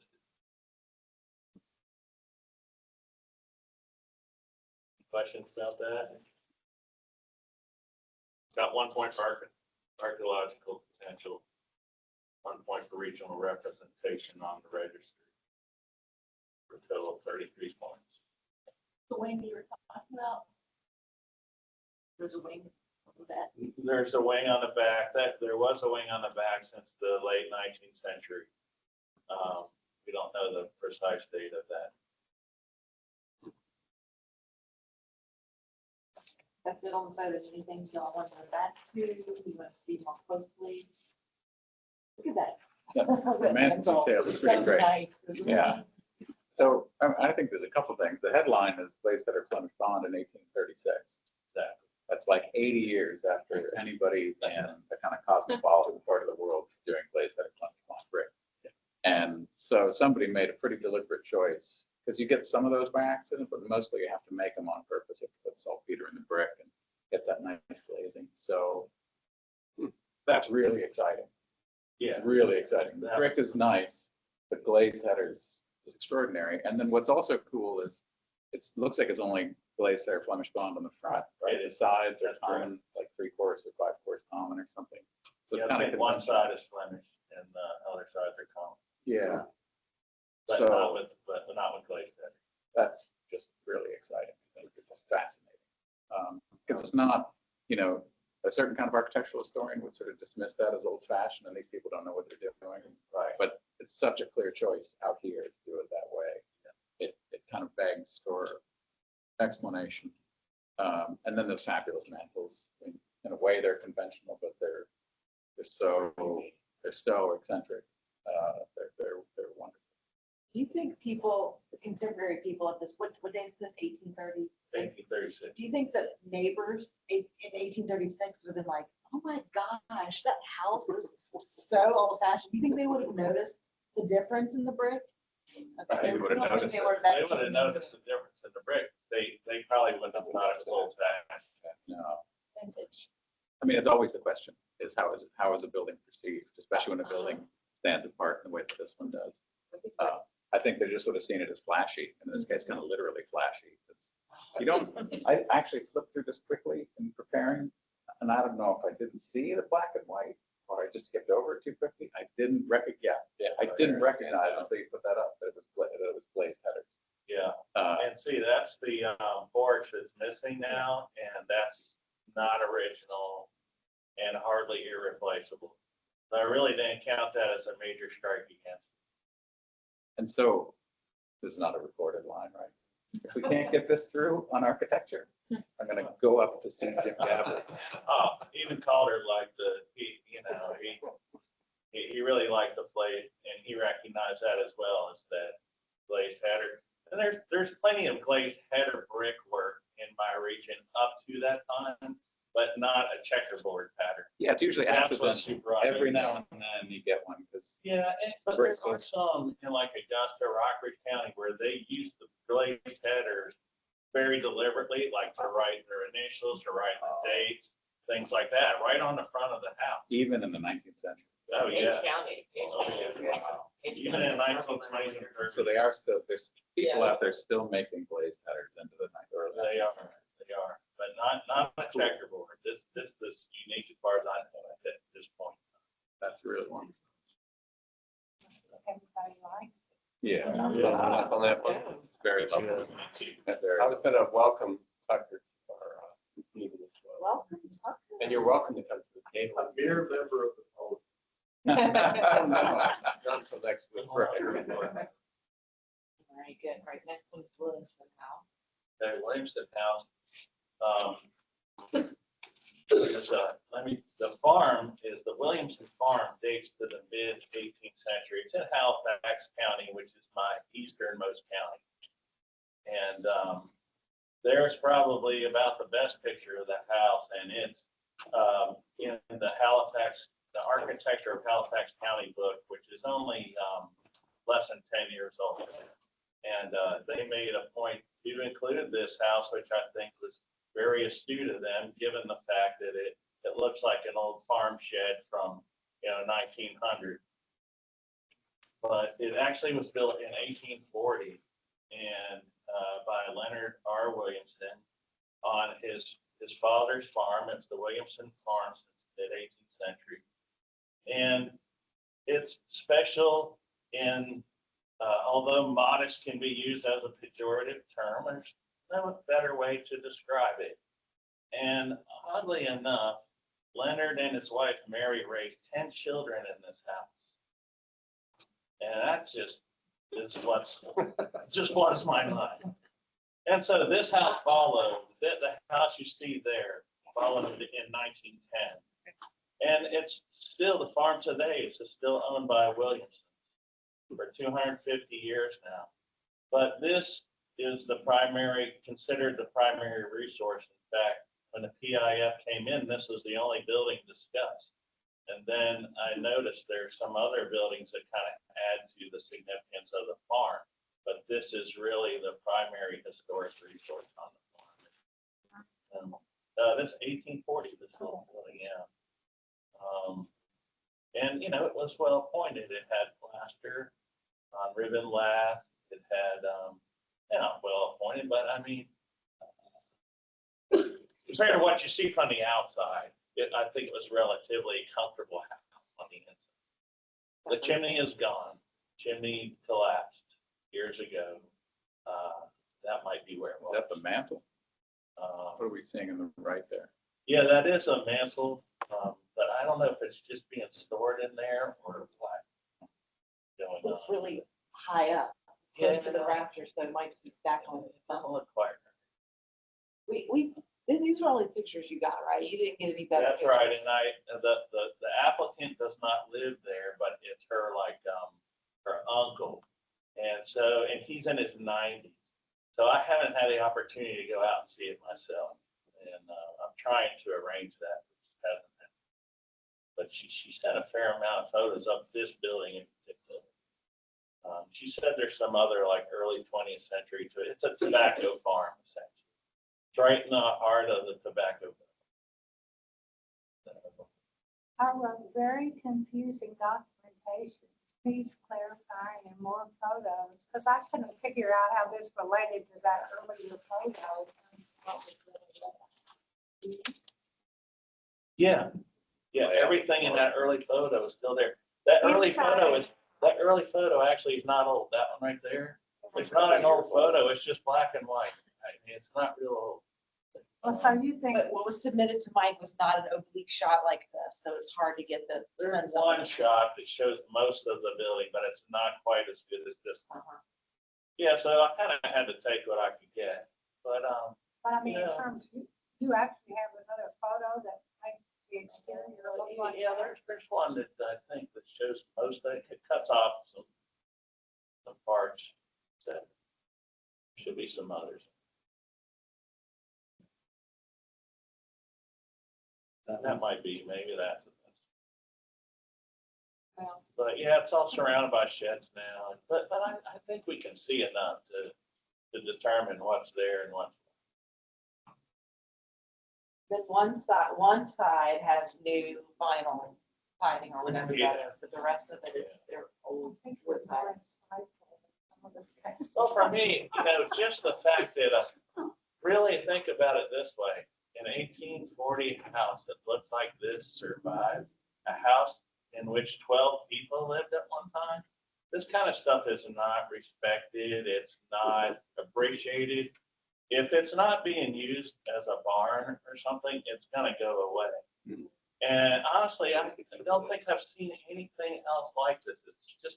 It's so small and so primitive, but it probably is representative of many, many houses that were there at the time that no longer survive. Yeah. And that's what I think is That important. got about it. replaced by something like this, Right. and then the old one was torn down, Right. afterwards, yeah. So, okay, so where is it on the site? What's that? Where is it on the site? Okay, yep, you're looking right down. It's, all right, you see the T-shaped house? It's the building. I think it's that building to the right there. Right. Okay. That's it. All right, I'm gonna go up and see, because there it is, okay. All right, no, that green is just the main house. Okay. Yeah, All right. that's the main house. Yeah, I think that's it. So the sheds are huge. So are you considering this and the main house as part? or Well, just- I don't think we need the main house, but once I discovered it existed, the main house would be a contributing building on the site. Uh-huh. Or maybe the other way around. They're both contributing buildings on the site. Yeah. Okay. One of them is going to be called the primary and one of them the second. Okay, So I thought on the right was this house, like in the background on the right. You I think it's could on be the- I right. think the gable Honestly, is on the- you could be right. See, just at the very edge of the frame. to the Oh, left, okay. I think that's the gable. Okay, Gable end that doesn't have a porch on it. You Okay. can see two buildings surrounded by Got it. sheds Yeah, right there. it's definitely that. sounds like an on-site is a very good idea. yeah, I think there's a lot to be determined about how many resources are there and the primary resource. let's ignore the fact that let's say it's the only thing left was the house, the 1840 house. I don't have a problem saying that that's eligible. The E-team didn't have any problem saying it's eligible because of what it represents. It represents a house type that is virtually unknown to still exist, at least within my region. So with or without any other resources on the farm, we think this is an eligible building. But if they're going to proceed to a nomination, would certainly encourage them to include the whole farm and call one of them the primary resource and the others are secondary resources. But, So I agree with you that the rarity of this and it being representative of a kind of class dwelling that was utterly commonplace right up to the Civil War, probably beyond, is pretty important. I'm nervous about Carol's frowny face. So, Well, I just think they better go out there and look at it and try to really understand it better. are your concerns about integrity or? Yeah. or- It just seems like there are a lot of questions. Is this sort of a Western Virginia house type? Did we see these in the South east? side.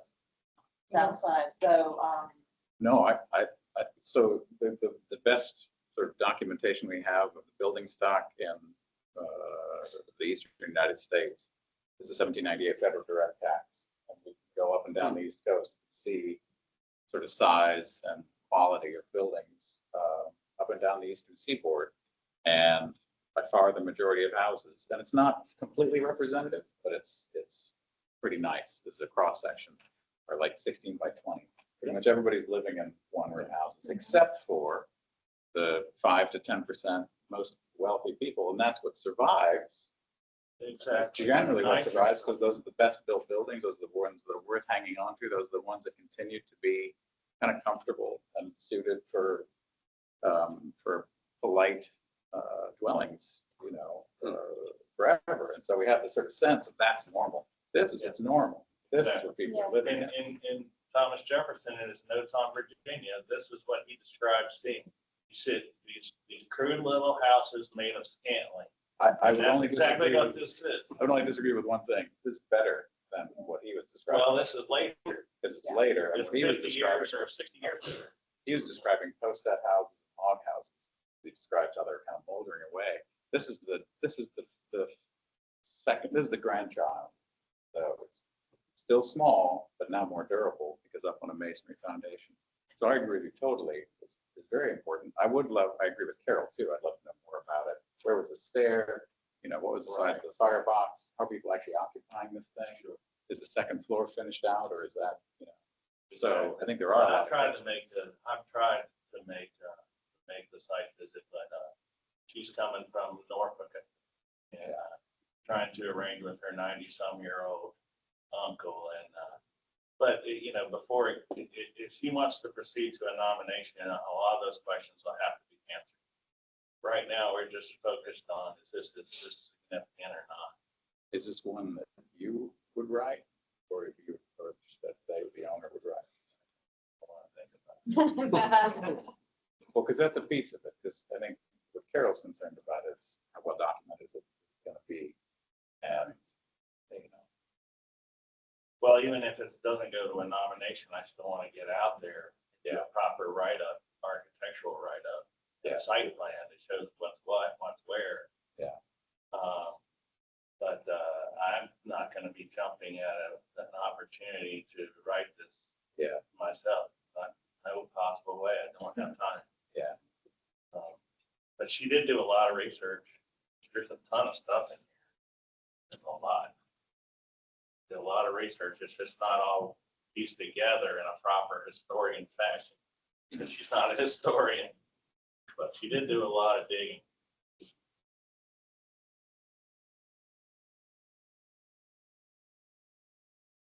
It's gonna take some work, but I'll say thumbs up. Carol's got her sign off. Carol's got her sign. No, I just think we need to know. Yeah, well, it's a great opportunity. It's a good opportunity to learn more. Do you feel that you know enough to say that there's a significant building on the site? That's all we need to know right now. Getting more Okay. Thank you for your flexibility.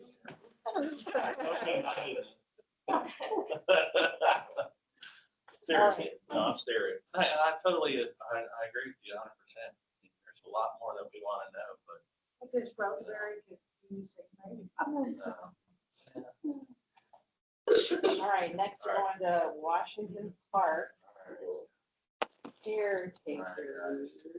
Oh, All right, I'm gonna show you, one reason I kept these two PIFs off the consent agenda, because I want to show you, it's remarkable timing that I'm bringing you PIFs for two different parks in the city of Roanoke, neither of which really were supported by the city of Roanoke, except that they kind of had to.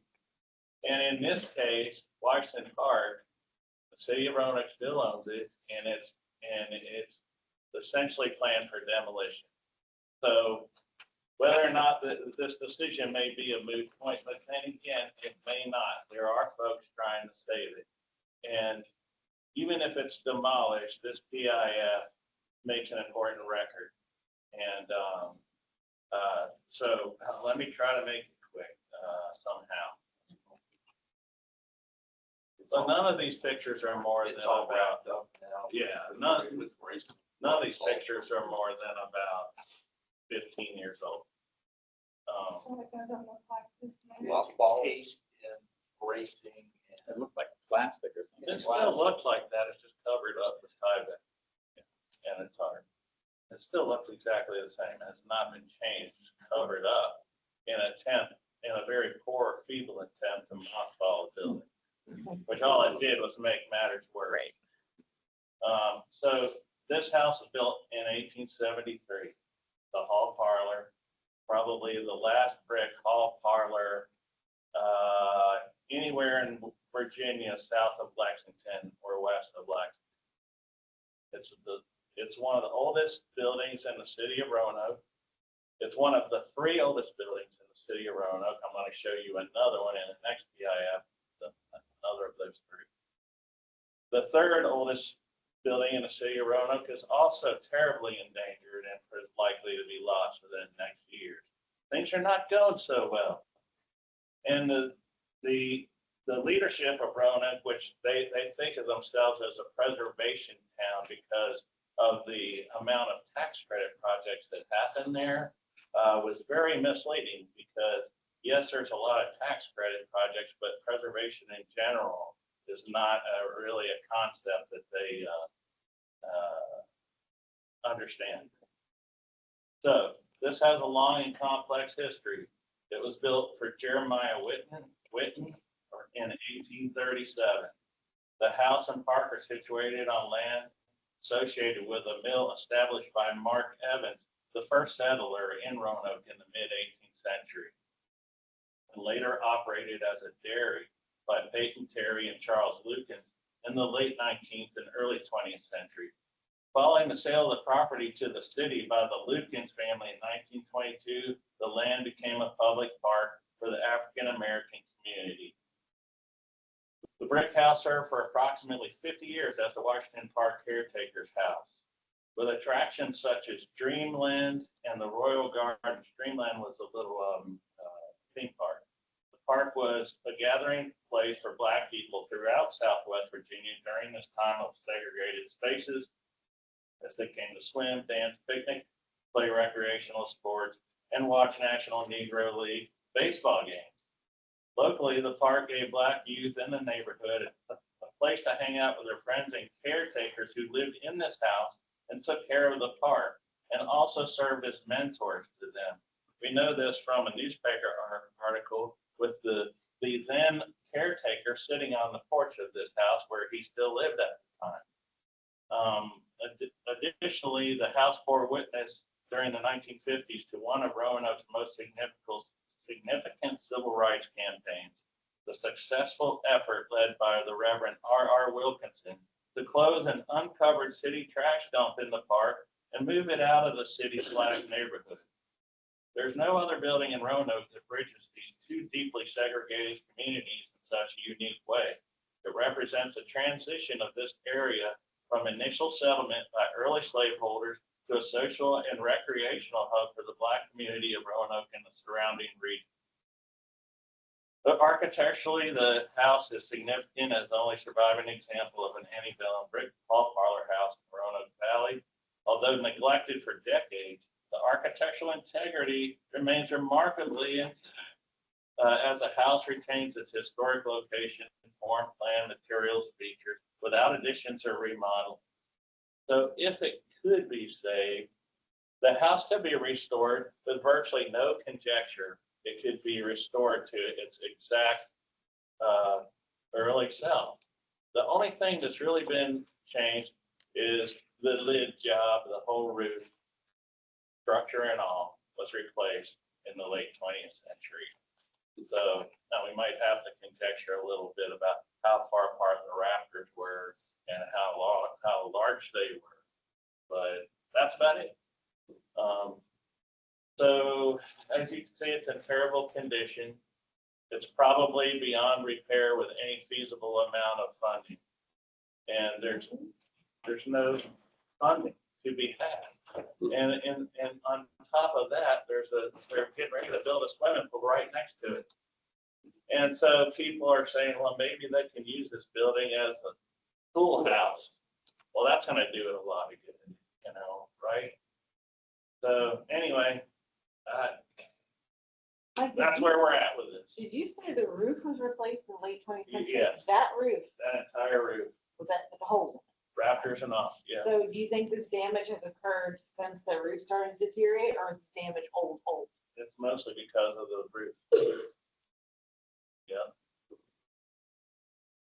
And so, and then you got a building that's rotten.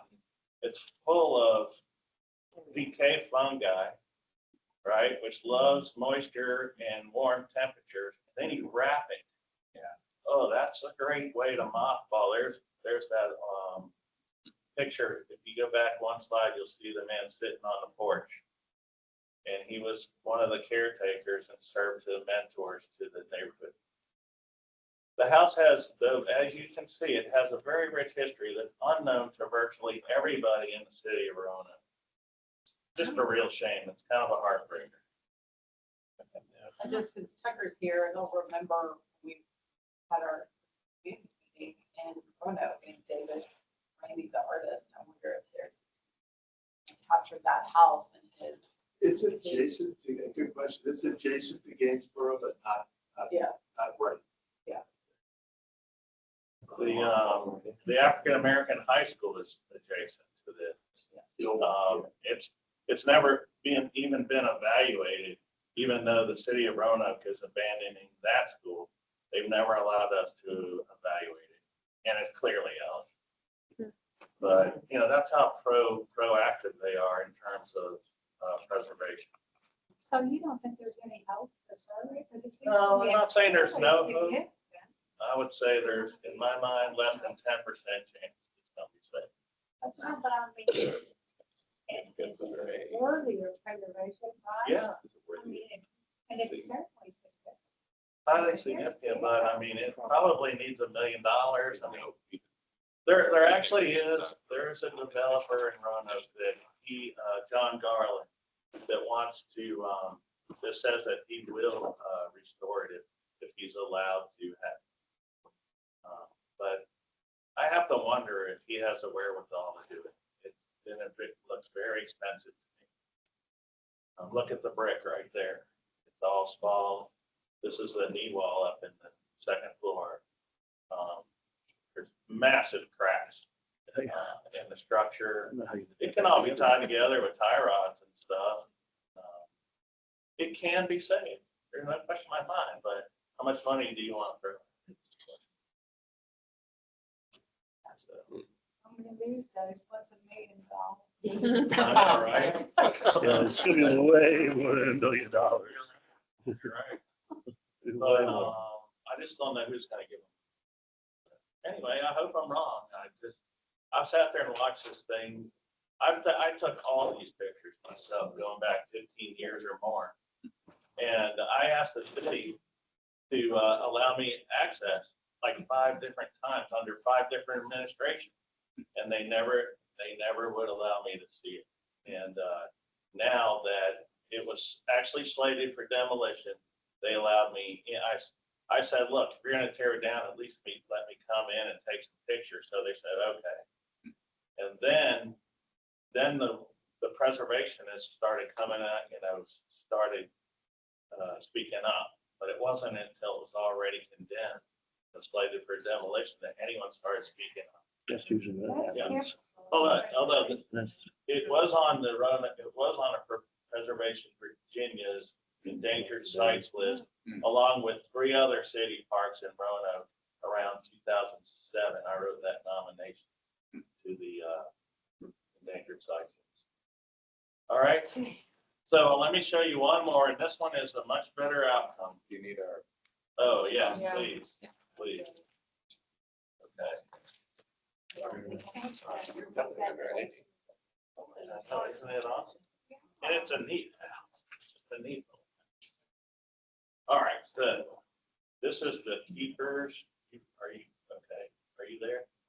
Fishburne Okay. Park Keeper's Cottage, yes. Yeah, this is the Keepers Cottage in Fishburne Park. So 1 year ago, the city of Roanoke, well, they've been wanting to get rid of this building for years. And, but there's too much outcry for them to just tear it down. So they finally decided to sell it to into private hands. And now a couple bought it, and they want to make it into a coffee shop. And they're very well intentioned, and they want to keep it historic. But the coffee shop is going to entail some modifications that I'm a little worried about. But we can't worry about that now. This is how it looks. This is how it looks right now, even to this day. It looks just like this. So what it is very interesting. It's actually even older than that Washington Park house. This house was standing by 1820. And that's the middle section. This part that you're seeing on the right, that lower roof, that's a log addition. Hewn log. The center section is all hewn log, V-notch hewn log. And then on the far end, and also you see that part of the porch on the far end that's enclosed, looks like an enclosed porch. That's actually a timber frame addition. You'll see some of it. Raised timber frame. Yeah, looking at it from this end, the 1 story and the 1.5 story parts on this end are braced timber, which means that chimney, the 2 chimneys were built at the same time, probably when that timber frame was put on. This was a private residence until it became a city park in, I think, 1926. So very similar to Washington Park. And then this became the caretaker's house. And the caretakers lived there until the 2000s, into the 2000s. And, or no, maybe it was 98. 89, okay, I'm sorry. In 89, the caretaker, they were allowed to live there until their final days, and they essentially did. And then they finally vacated in 89. There's a lot of ugly material slapped up inside, but there is some early material. That's an early partition wall in that top. That's our all beaded hand planed vertical boards, early partition wall that divided the timber frame from the log pen, the central log pen. This kitchen has all been ripped out. This is in the log addition on the other end. Okay. The upstairs, the messing and everything, the room plan is pretty much well preserved. The basement is only under the timber frame portion of the house, which just makes me wonder what came first. We still really haven't firmly established it. But that makes me think that the timber frame portion on the end was the earliest part, because it has this brick basement underneath it. Well, the brick basement is significant, but also we're standing inside In the basement. the basement of the timber frame, Yeah. and looking into the log thing. You know, you're looking into that 1 story timber frame. Oh, well, this alone tells you that the one-story shed post-dates, there's 2 generations of timber framing, right? Yeah, Because you don't, that vent window right. doesn't make any sense. And with that the shed there. window's original. It's pegged, it had, Oh, yeah, it looks had great. the bars. Yeah, Yeah. that's great. And, so, And where's this? this is the kitchen in the log addition. So it's a big cooking fireplace in there, cooking size fireplace. The lath in the main room is all split or ribbon lath. This is, okay, the top picture is the ribbon lath in the central log pen. That's cool that it's vertical too. Yeah, Across the vertical log. across the log. This is the interior of the kitchen after the appliances and stuff have been removed. Finally exposing the log. Now, this is really interesting. This is recently revealed logs of the center portion. And the way that the furring strips are put on, they notched out a little bit of the log to put the furring strips on. I've never seen that done. That's sweet. Not on a log building, any. So that they could nail the weatherboards to the flush. Yeah. And so everything is nice and flush. Look at that. That's a lot of extra work for what reason, I don't know. Because typically, well, they wouldn't have done this typically, right? And then there would have been some space then between Yeah. the log and the weatherboard because the fern Keeps it strips tighter. would have, yeah, which, I don't know. Probably keeps a little vermin out. Yeah. Yeah, that's true. So, these are very recent shots, very recent, the last couple of months. That's a central portion. This is the log addition on the one end. It's all hewn log, V-notch, it's pretty old. And right there is the timber framing of the lateral addition. That's the sill. Not the shed, the main. Not the shed, that's, and you can see all those members are pegged into the sill. And they're Roman numerals. Yeah. And that, yeah, that's the same part, that the lateral addition, you can't really see much of that. So, I mean, I'd love for more of it to be revealed, but I don't know that they need to for what they're trying to do. So this is maybe all we're gonna be able to see. But, it's a fascinating house, and lately I've been coming across a lot of log and timber frame houses, for some odd reason, just coincidence. And being able to compare them all has been really fun. And they're all in different places, Rockbridge, Roanoke, and one in Wythe County that I recently found.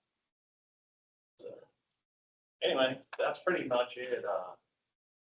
Gotta leave some time for everyone else. And I think that covers it pretty well. All right. Thumbs up on Yeah, That's a good. thumbs up. All right, so we follow the agenda. I went and spoke to city council about my. Not while we're standing, but we can keep going. It's got to keep going. Gotta keep going, keep powering through. So All right, so we're back to Okay. Eastern. I think we're taking a break here.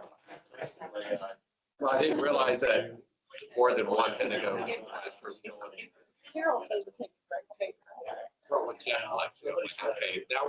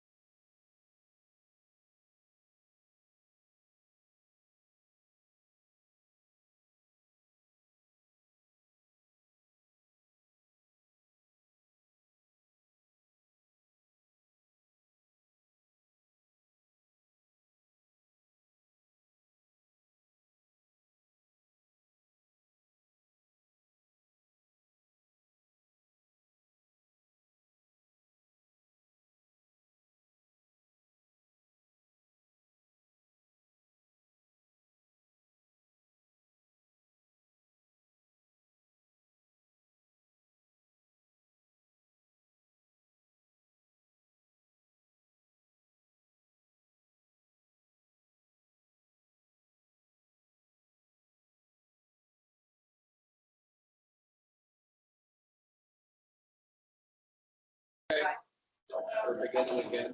All right, guys.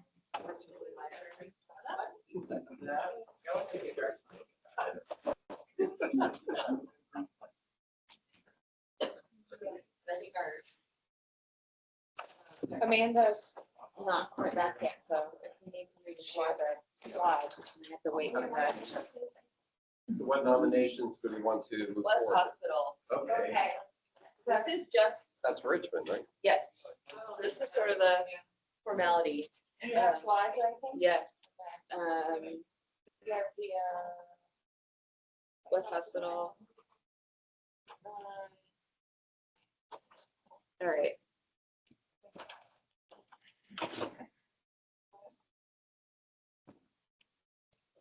Richmond. Wait, is this? I can't, no. You know, they say it when it Oh, you're here. Okay, good. helps them. Like, I can't. Yeah. Okay. Like 5 years ago. But something they. All right. You're gonna wait? John? All right, you want us to go? Well, this is. Oh, yeah, we're good to go. Okay, so this is an eligibility determination for West Hospital in Richmond, VCU Hospital. It was prompted in May 2024. VCU's Vice President for Admin and Interim Chief Financial Officer made public that the demolition planning will be moving forward for comment this summer, and a final decision will be made in the fall. The article stated that it is not located in one of Richmond's old and historic districts, and that the state does not consider it a landmark. So we are here to look at that, consider it. All right, just a little bit of background. So it is situated on a corner lot in the north side of Broad Street at 12th Street. It's located in a very dense, historic, urban, commercial, and civic corridor. Redevelopment of the significant A.D. Williams Clinic has altered the integrity of setting. Let's see. We've just had a lot of change around it over time. This is one of the few buildings in this little section that remains and hasn't really been altered beyond recognition. So it is technically a contributing resource to the Medical College of Virginia Historic District. We recommended the district eligible for the National Register. However, it is not officially listed on the register. So it's historically significant for its role in the development of the Medical College of Virginia, NCV, and is an excellent example of large-scale Art Deco architecture. Reflects the federal government's New Deal efforts to fund hospital construction in the Depression era, combined sophisticated decorative elements, including decorative elements with functional design. Cornerstone was laid in 1939, construction wrapped up in 1940, and it opened to the public in 1941. In 1984, the hospital was converted into offices. So as it stands, the hospital is significant under criterion C in the area of architecture as an example of the varied and detailed architecture executed in Richmond under PWA. It is one of the more exotic designs. If you look through the PWA catalog, this is pretty remarkable. It's also possibly significant under criterion A in the areas of education, health, and medicine. However, that has not even been explored just because the architecture is so significant. Just to get it to this point, that's really the focus of this determination. It has become synonymous with the Richmond skyline due to its unique design and architectural integrity. As you can see, it's pretty intact, retains most of its character-defining features, particularly on the exterior. The interior has undergone some alterations due to its continued use, an evolution as a healthcare facility, including the installation of drop ceilings and other modern finishes, but also retains a number of New Deal era Art Deco features, including marble wall tiles, terrazzo flooring, a mail chute system, lettering, signage. The building's windows, which feature double hung 6/6 metal sash over 3 light metal hoppers, are also original. It's brickwork, pretty phenomenal. So MCV merged with University College of Medicine in 1913. And at that point, really struggling with finances, PWA, New Deal came along and funded several of these buildings, including the A.D. Williams Clinic, which was recently demolished, dormitory, power plant, cabinets building, and this building, the West Hospital, was the height of that building boom in 1939. So 600-bed facility, which came to be known as MCV Hospital. Baskerville and Son executed the building, and it kind of built off of their earlier design for the A.D. Williams Clinic. They were able to make this more elaborate and much greater scale due to a little bit bigger size plot. And they used step backs in the building design to increase the amount of space. So let's see, just to reiterate, it remains an architectural landmark along East Broad Street, not only East Broad Street, the city, the state. It is a prominent major Art Deco just work of art. And it is made even more significant by the fact that its contemporary buildings of similar use are now gone or totally just altered beyond recognition. Only a few other prominent Art Deco examples of this scale were ever built in the state. Particularly ones that remain are the circa 1931 Allied Arts Building in Lynchburg, Norfolk and Western Railway General Office Building North in Roanoke, and Central National Bank in Richmond, which has now been converted into apartments. So it is recommended eligible at statewide level under C. Excellent example of large scale Art Deco in Richmond, Virginia as a whole, and it remains a contributing resource to the eligible MCV district as well. Let's see. So that is kind of where we are. If you want background on sort of the fun politics of this, can go into that. DHR has been a part of trying to work with them, I think, since 1986. That's when it was first determined individually eligible under C, as an excellent example of Art Deco architecture.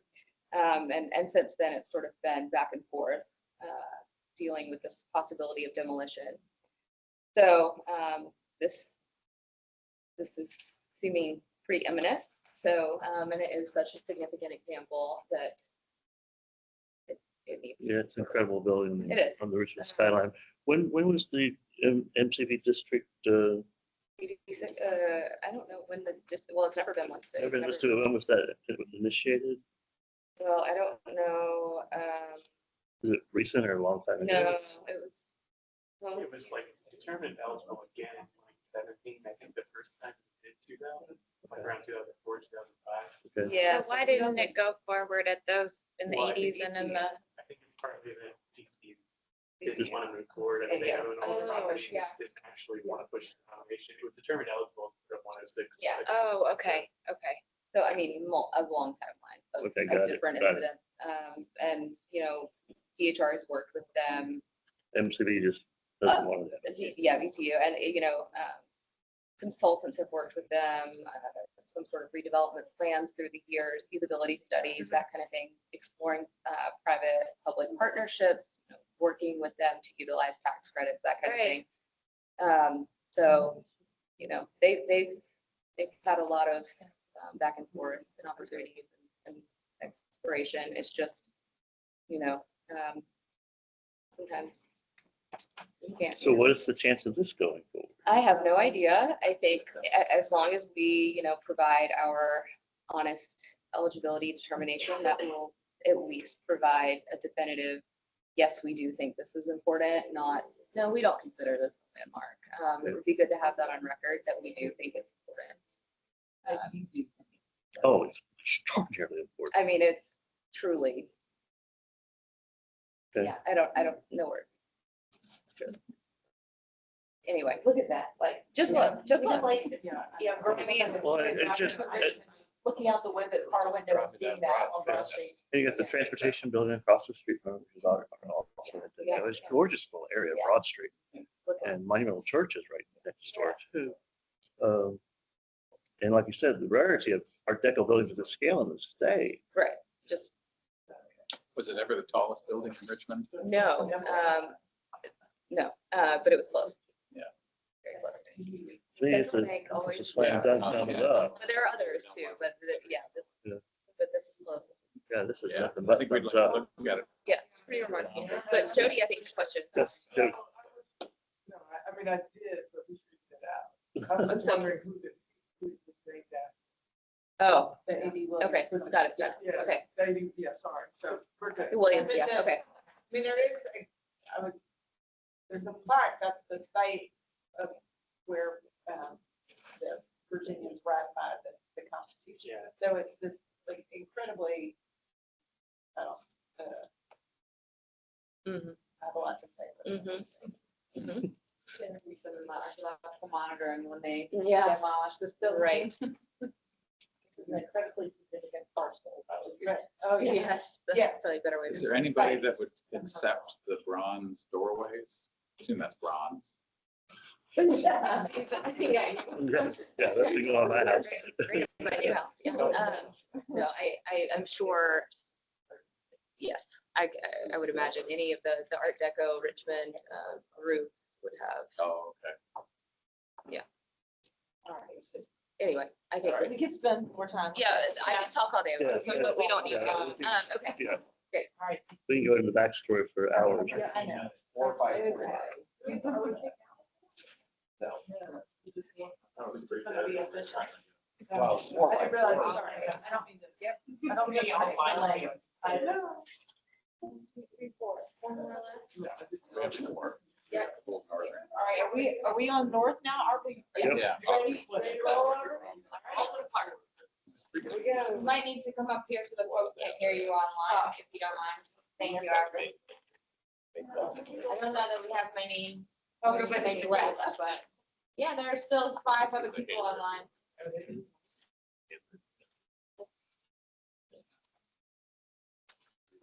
Do you want to run the presentation or do you speak? Okay, can you just- Yeah, I'll get you a good picture of all the parts. Pretty. Where are we starting? Baldwin Clark, Baldwin Yeah. Park. located not far from here. Actually, it's closer to my office in Stephen City. It's constructed in like 1827. This is some historic photos we have. And then that's what we have here. Nice. Gorgeous. It is pretty much, it's this house and we have a contributing log schoolhouse, which is, I hear is rare. Is a rare thing. And those are the 2 contributing buildings that we're considering on this property. It is much smaller. It's part of a much larger farm. It has been, the parcel is much smaller now. So again, it's the house, some kind of agricultural outbuildings from the later 20th century, mid 20th century later, a turkey that chased me around the property for a while. Oh my God. So the church, or excuse me, if you go back to the historic photo, sorry. You can see that the front porch has, but the roof of the front porch has been changed. It has that now kind of front gable thing, and then, but the original, the posts are original.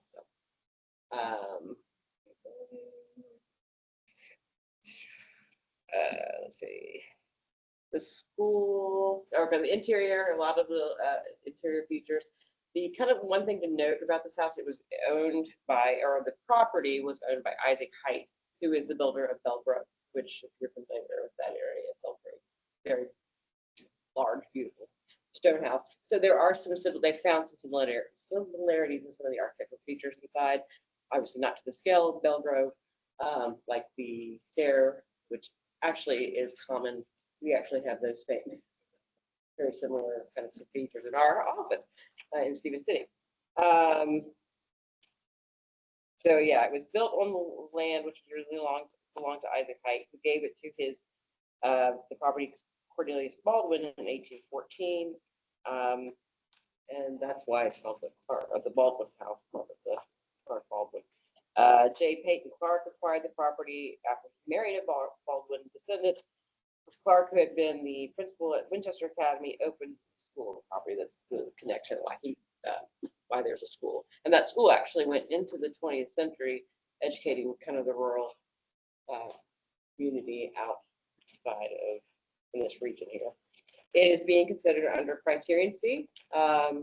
It is just, a good example of architecture, stone architecture that we have quite a few of throughout scattered in the valley.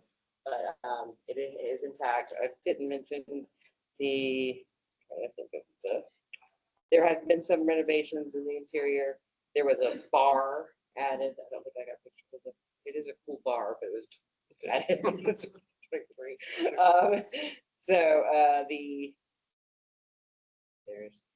What's the date of the house? 1827. And that's the main, the wing was a little later, or excuse me, the back portion. Okay. If you go to Center Hall, flanking parlors, and then you have a dining room, you can see where the addition is. They kept everything that's coming out to the bar there. You have those original manholes for the most part. I think there is one replacement upstairs. He said his wife found it at a house that was being demolished in the valley. So I don't know if we have a picture of that. More of a Victorian kind of.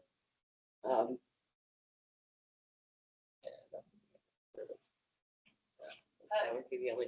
Yes. Does it also say in the handwriting about the narrative description, slave Frank buried on property? So do we think there's archaeological? It is on the larger property. It is. I don't think it is on the current because I told you it's much smaller now. Yeah. So the log school was further down. I don't know if you go to the map. Back to the map, kind of showing the parcel detail. So that one you go to the.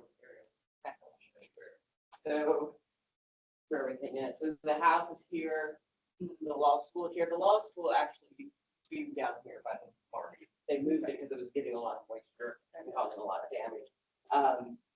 But that's where they believe it. And that's no longer part of it.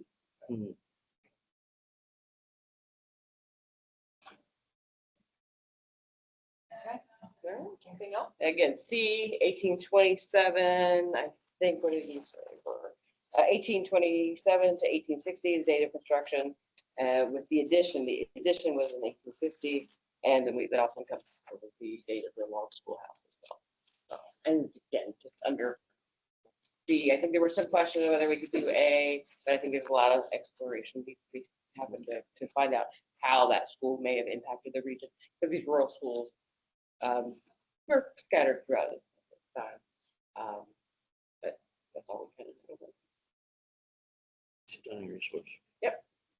It is pretty. I just had a couple of questions about how the house gets enlarged, and it looks like it's not a T, but it's an H. It becomes an H, like Tuckahoe.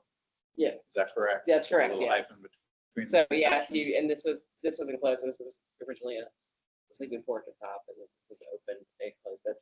Then I don't know if we have the back picture or rear. Oh yeah, I think we did it. And then it looks like there's a secondary stair. So is it? Yeah, So the original servants. plan is center passage. Yes. And just single file. And then there's the wing. The wing's a connector. Is that a heated room or is that just like a passageway? Which? The connector between the front part of the H and the back part of the H. Back here. What goes on in there? Like up here or? I don't know what here. Sorry. This? Yeah, so what goes on? Well, I see that's a porch. Yeah. But what goes on inside the connector? Is that a heated room? Is that a No. dining room? No. What is it? Yeah, right there, and that's just an open. Oh, it's just open. It's Yeah. completely open. Yeah. So wait a second. So So when you go into the back section, you step I outside. want to make sure we're talking the same. So. Go back down. I think he's asking about the stair. I just want to know how the house is laid out when it's Yeah, enlarged, so like what is you've going on. got two parlors, and then you, through the exit, this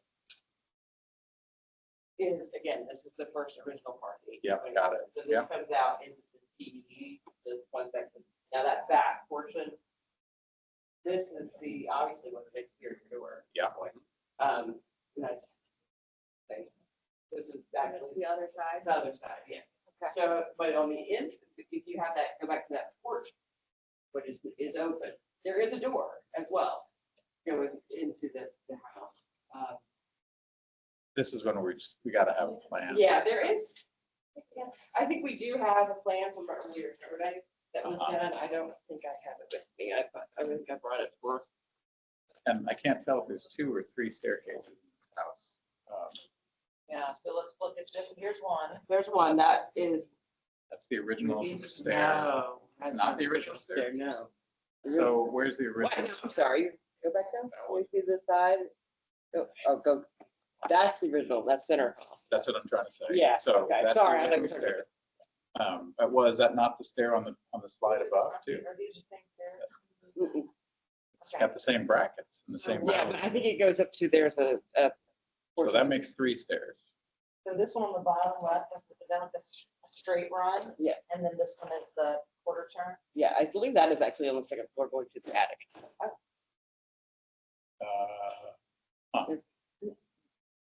That looks like a porch. Oh, this side, yes, to the right, that is the main, so that is, Yeah. sorry. Yeah, these So, are, yeah. these are the same. And Yeah. then Then this may go up to the attic. No, that is the actual, that is downstairs. Oh. It's the same. It's the angle of it. Sorry, it's been a while. anything else you want to speak to? Well, I just want to understand the house. So we've got a principal stair in the front. We've got a secondary stair that's enclosed. That's only in the addition. Is that correct? What, the secondary stair? The secondary stair, Yes, that one. yes, yeah. Where does that live? That comes down off into what is now the kitchen. This is the former kitchen here. And that door here goes to that porch. That goes to the floor. So this was the original kitchen. Probably not the original kitchen, not to the 1827. This is not in the 1827 porch. This is in 1850. But there was probably now a kitchen. So this goes out to this porch. This comes down to what is now the kitchen. They've made it a former dining room into a kitchen. So it's gonna be, I can't, without drawing it. for Right, you. that's why we need a plan. Yeah, we will. Then I think we actually have one in our RV record. Oh. Are you trying to fill it out? I can't remember if it was this one or the, because I know I have one for Runnymede, but I'm not sure if it's. Well, I know we're trying to finish up too, but just so you understand where I'm coming from. Yeah, yeah. The way that, The evolution of it. so the way that the house is laid out socially in the 1820s is pretty important. And then the way that it's transformed before the Civil War is pretty important. If the kitchen is within the body of the house as it was enlarged, that's really significant and really, meaningful. So because it's unusual before the Civil War.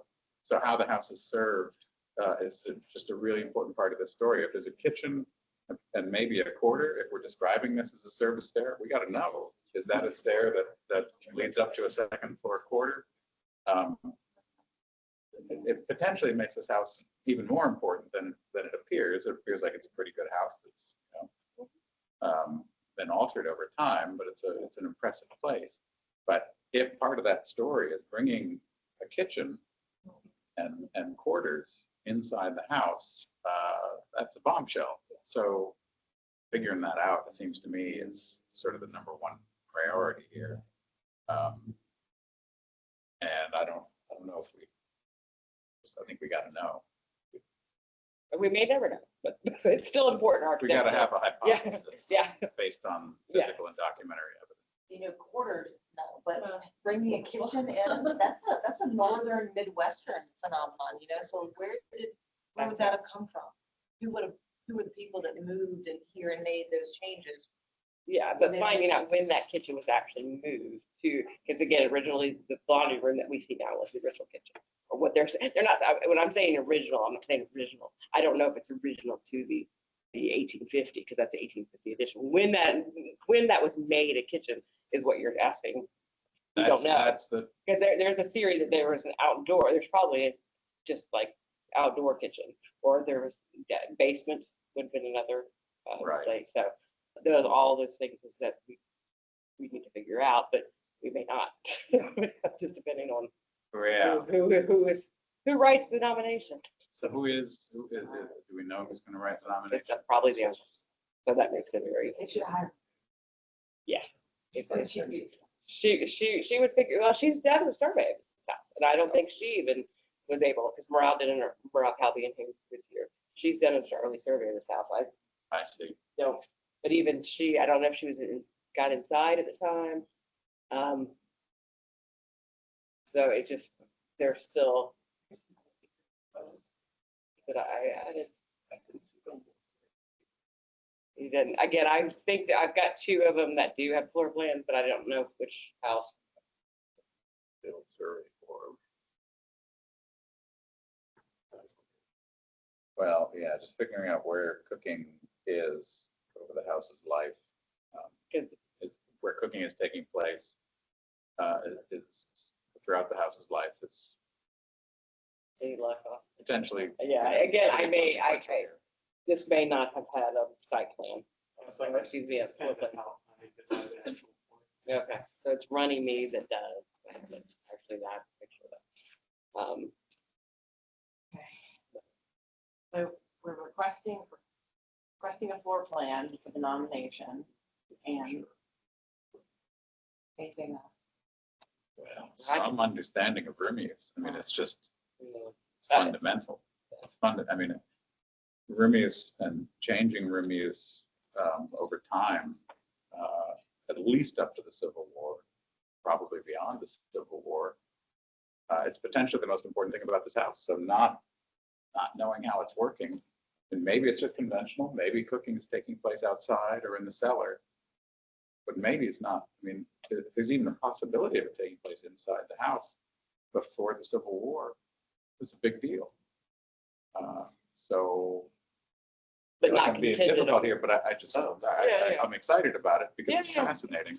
Yeah, And so to leave it sort of, oh, we don't know. and I'll put that It's to unsatisfying. the owner that, but I don't think it's contingent. We would say, I can't tell him, if you don't find this out, we can't list this, because it obviously is an important architectural house in our region. Yeah, but it's, But we just can't do that, Tone. No, We I can't. understand. I Yeah. understand. And we don't have time. I would love to go out. Yeah, so the back part of the house, that's an addition, a later addition? 1850. Okay. So it happens all the time that houses get additions, and because of changing use, a lot of times they're bedrooms, probably still not an indoor kitchen even in 1850, right? So chances are it's not made a kitchen in that wing until later. Yeah. It's not original, it's just probably a historic kitchen, but not original. When I say original, I mean, it's historic to the house. I mean, it's based on that the laundry room is what I was told was the kitchen at some point in history. I'm not saying it was at 1850. Sorry, I shouldn't. So we don't know. Well, but there was, again, more likely there was an outdoor kitchen. And so we just don't know. But we where can that look is. at the size of the firebox. It's a large firebox for cooking. That's an indication that that's its use. That's it. Oh, so that's in the cellar. That's basement. That's a little small for That's cooking. support. That's supporting, that's not, I don't believe that's cooking. It doesn't look like a relieving arch. It's very shallow. Well, you just stick your head up and see if there's a flue. I mean, that's easy. The other question is, what is that second stair for? Is that second stair an early stair? How's it put together? Is it an antebellum stair? And then who's using it? So I think there's a lot of kind of important but unanswered questions here that, I mean, really important unanswered questions about, yeah, I mean, that actually looks like it could easily be a 20th century stair. It's pretty brushed up. But it's an answerable question. Somebody can stick their heads underneath it and see. Anyway, so I'm sorry to belabor this. but No, I it's just- understand. I wish, I mean, we don't have, with our owners that want to write it. Yeah. We just can't. No, I force understand. them, and I'll clean it up as much as I can, and take out things that are gonna cause more questions. That's what especially if we send it up. So I gotta take out things that he's gonna say, well, can you go further? Let's take that out. Yeah. Because I think it's significant enough. There are some significant architectural details, and he wants to nominate under Civil War, which we can't, or for Isaac Height. No, we can't do that either, because Isaac Height, Bell Grove obviously is the most important. So there are a lot of things that, we'll have to do to flesh this out when we get it. This is common these days. A lot of them are, homeowner written. Yeah. So we'll just have a lot of them piling up on our desks to work on later. Say, oh, I want to, because I would love to go. It's been hours going and doing a study, but I don't have time to do that. Yeah. Like Mike doesn't have time to go, or he went, somewhere. All right, he left us here in the trenches finishing this up, so. Thumbs up. Yeah. All right, what do you want to do next? The Little Falls was not first. And Okay, Little Falls, Little Falls. yes, another one.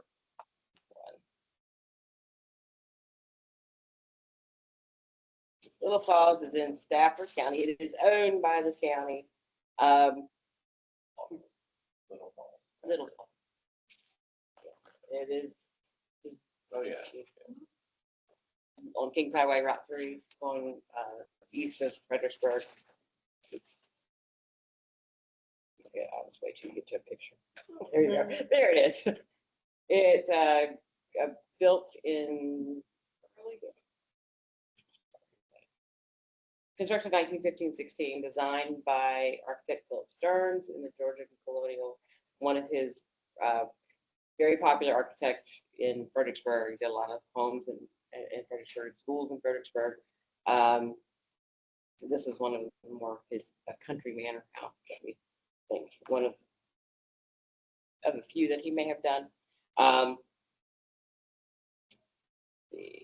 Has a lot of most of it. Pretty much original on the exterior. The only addition is this little bump out to the here that's make this kitchen, because this is original. The first bump out is original, and then they made it larger, the kitchen larger. And that was in the I think 1950s, or I've been later. The rear facade features a second-story sleeping porch and a closed one-story sunroom. It was 1955, so the last edition. Interior still pretty much original. The outbuildings on the house, on the property include a modern two-bay garage, which is circa 1950, machine shed from circa 1950, a shop from 1950, frame tenant house from 1920. From the earlier resident, or excuse me, from the original, but it's completely, the integrity of it is pretty much shot. They turned it into a public bathroom. And I think there's a photo of it as well. And there's a ruins of a large frame barn, so that would be a contributing site. Again, the current dwelling was commissioned by Mr. E.C. Nathan and designed by Fredericksburg-based architect Philip Stern between the years of 1915 and 1916. He is pretty prominent. He is a founding member of the Virginia chapter of the AIA and its president between 1931 and 1933. He also is known for his renovation, work on the renovation of Kenmore in Fredericksburg.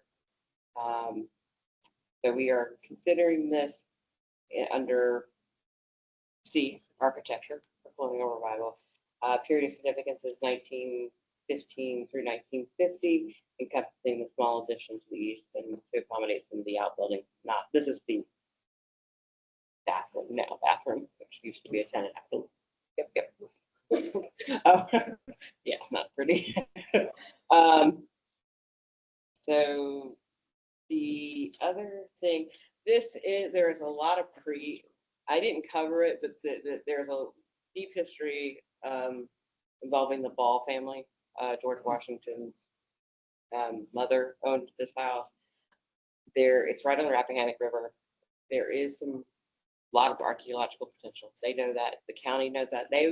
You may see an addendum to this, because I think when I talked to them last, they would like to go for archaeology as well, for those. We gave it a 3 in the rating. Yeah, I did, yeah, oh, I know, I recognize the importance of it, It's not but, like one but, thing. yeah, Have they done archaeology there? yeah, I don't think there's. Yeah, but just, I mean, based on the landform potential Uh-huh. in 18, it's like, there's gonna be lots of things. Yeah, so they're gonna go, Bob's gonna go out, they contacted Bob he's gonna get a kind of preliminary read on it. So we may hold off because I'd like to, because when I told her we're looking at it under C, she was like, huh, not D? It's like, well, you kind of didn't really go there. So I can't, I'm not an archaeologist. So they may put this on hold to consider further TV as well, fun times for. But yeah, I still think it's eligible under FC. For example. So, it's a nice. Any questions? Thumbs up. All right. What do we got? Ready to go? Ready to meet? Yeah.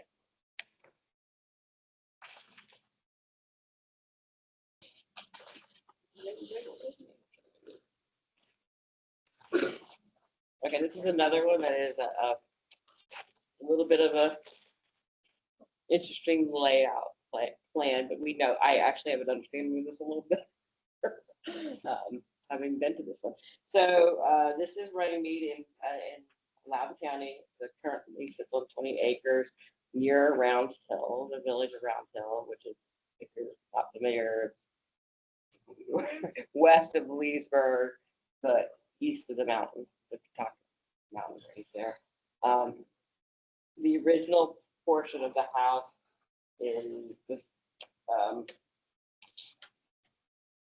they're saying 1777. I'm gonna go point. This is the original portion of this here. That you can see there. So this was built later in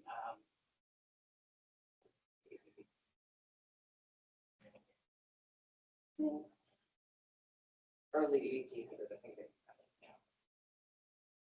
So you go inside, so you go into the exterior.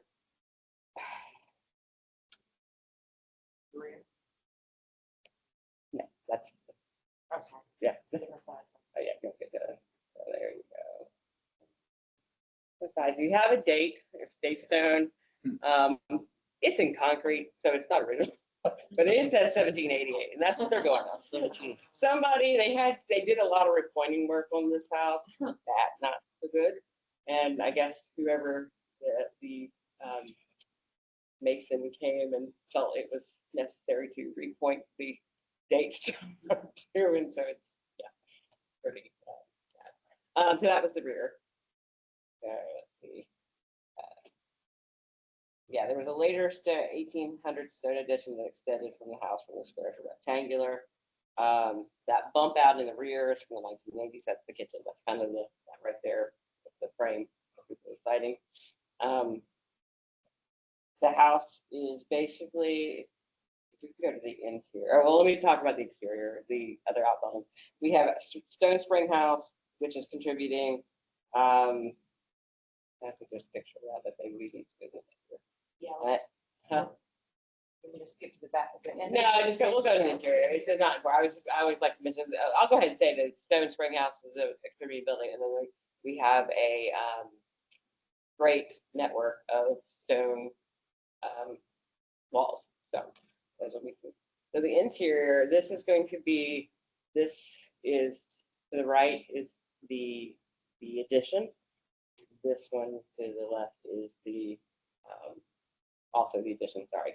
So basically what happened is you have if you're familiar with the Morris Duga plan, the very German, and if you go forward, I probably should have put those pictures first. So now you have the typical center hall. This is the center hall.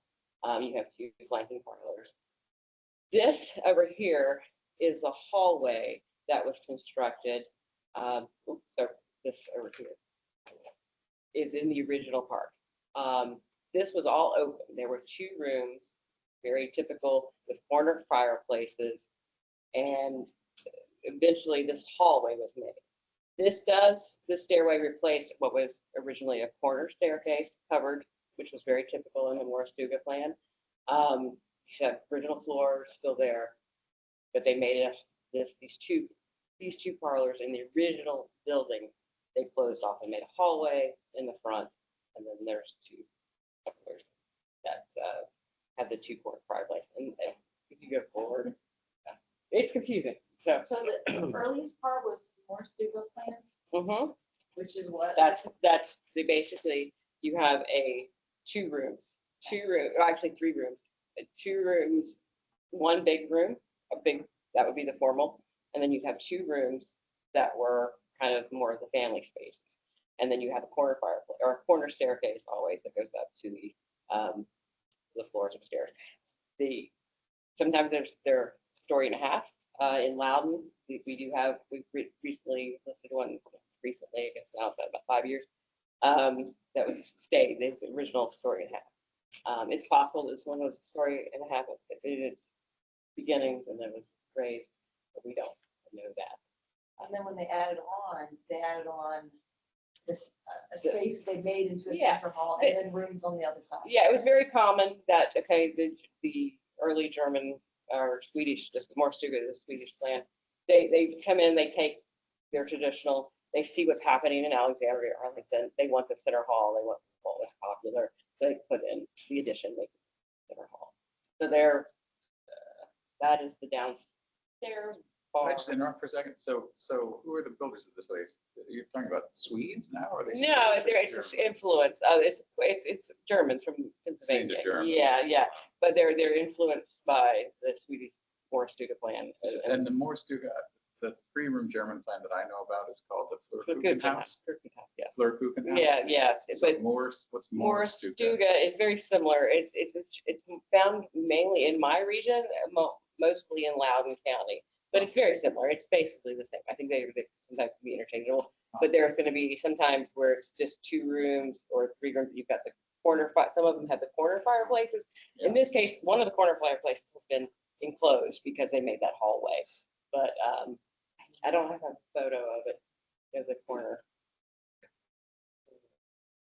Those are the 2 more formal parlors in the center hall.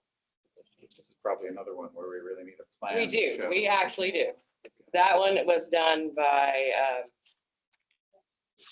it's rough. It was the one that was done. He's not on the meeting, but I am, so. You can chat that to me. And I'll share it in the Or you meeting. can chat it to me.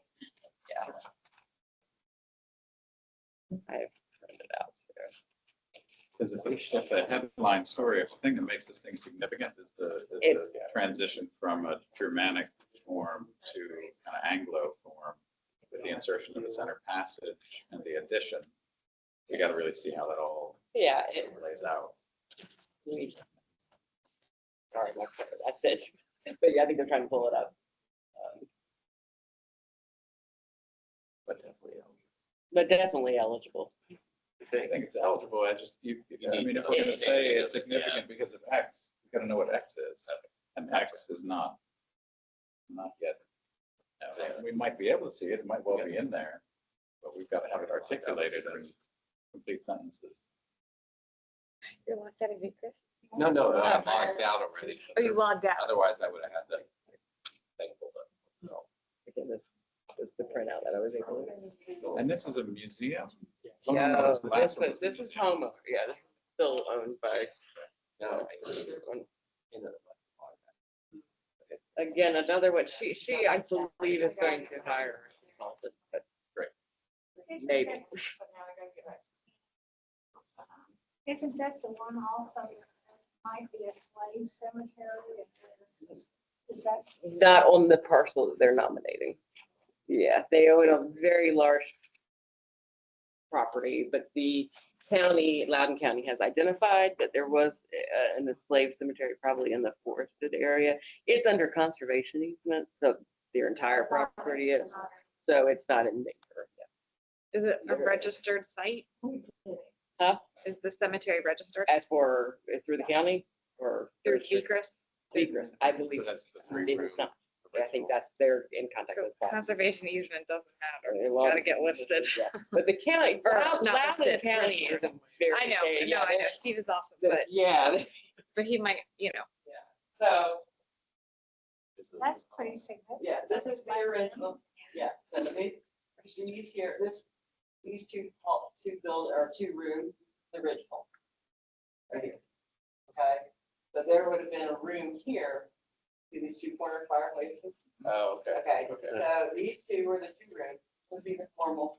So this used to be all part of it, and they made this hall when they made this addition here. The lateral passage is very strange. And so are we sure that the lateral passage is inserted when Yeah. what's the evidence for that? I think it's documented, I have to go back and look at the notes, I haven't, whatever. But they have actually, the owner. See if I can find it. Pull it up tomorrow, I can't.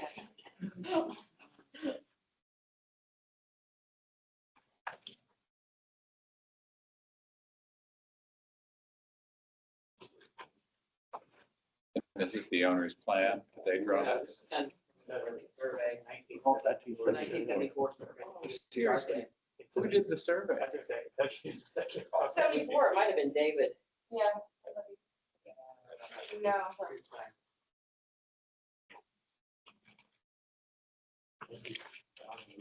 It might be Don Lewis. Yes. Yeah, Don Lewis and David have been did all the big survey up in Loudoun County. I believe he has a code.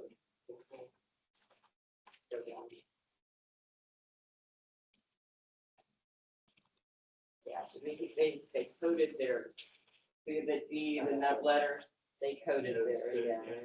They correspond. Oh, so D is one kind of casing or something? Is that what's Yeah. going on? Yeah. So D is like a particular door. It says 4-panel, good raised panel Yeah. door, which is 10-inch wide. Okay, Yeah. great. So Well, that that's- belief, May have changed, I don't know, don't have the time to go there.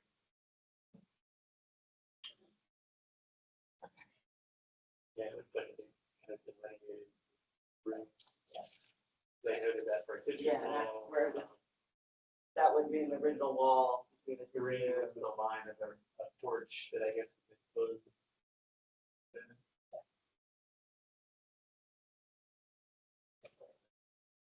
Yeah, it's pretty. So we do have a good, long as they were.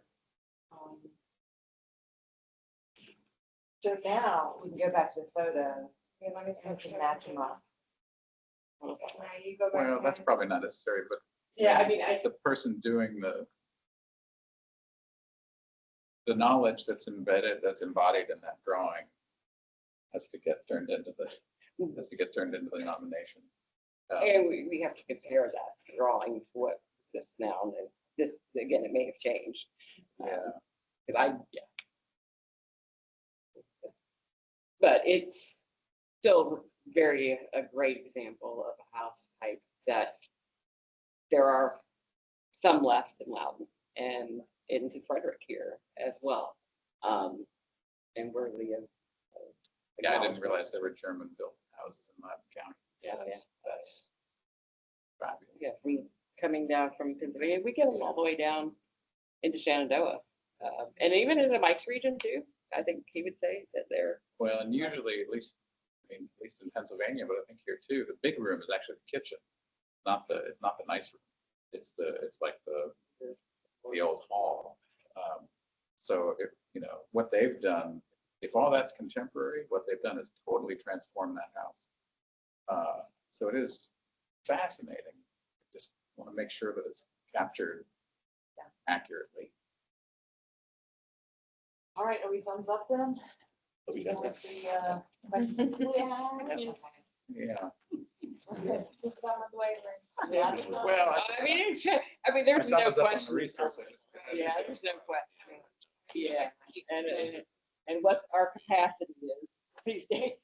Okay. Oh, that's great. Yeah, Yeah, Joe Historic District. yeah, this is the Mayfield Historic District in Fredericksburg. Mayfield Historic District. In the town of Fredericksburg. In the town of Fredericksburg, yes. We're looking at this under criterion A, ethnic heritage, African American, and community planning and development. I'm putting this out there, period of significance 1906 to 1965. Construction of the earliest residences constructed post World War II, expanding through the 1960s.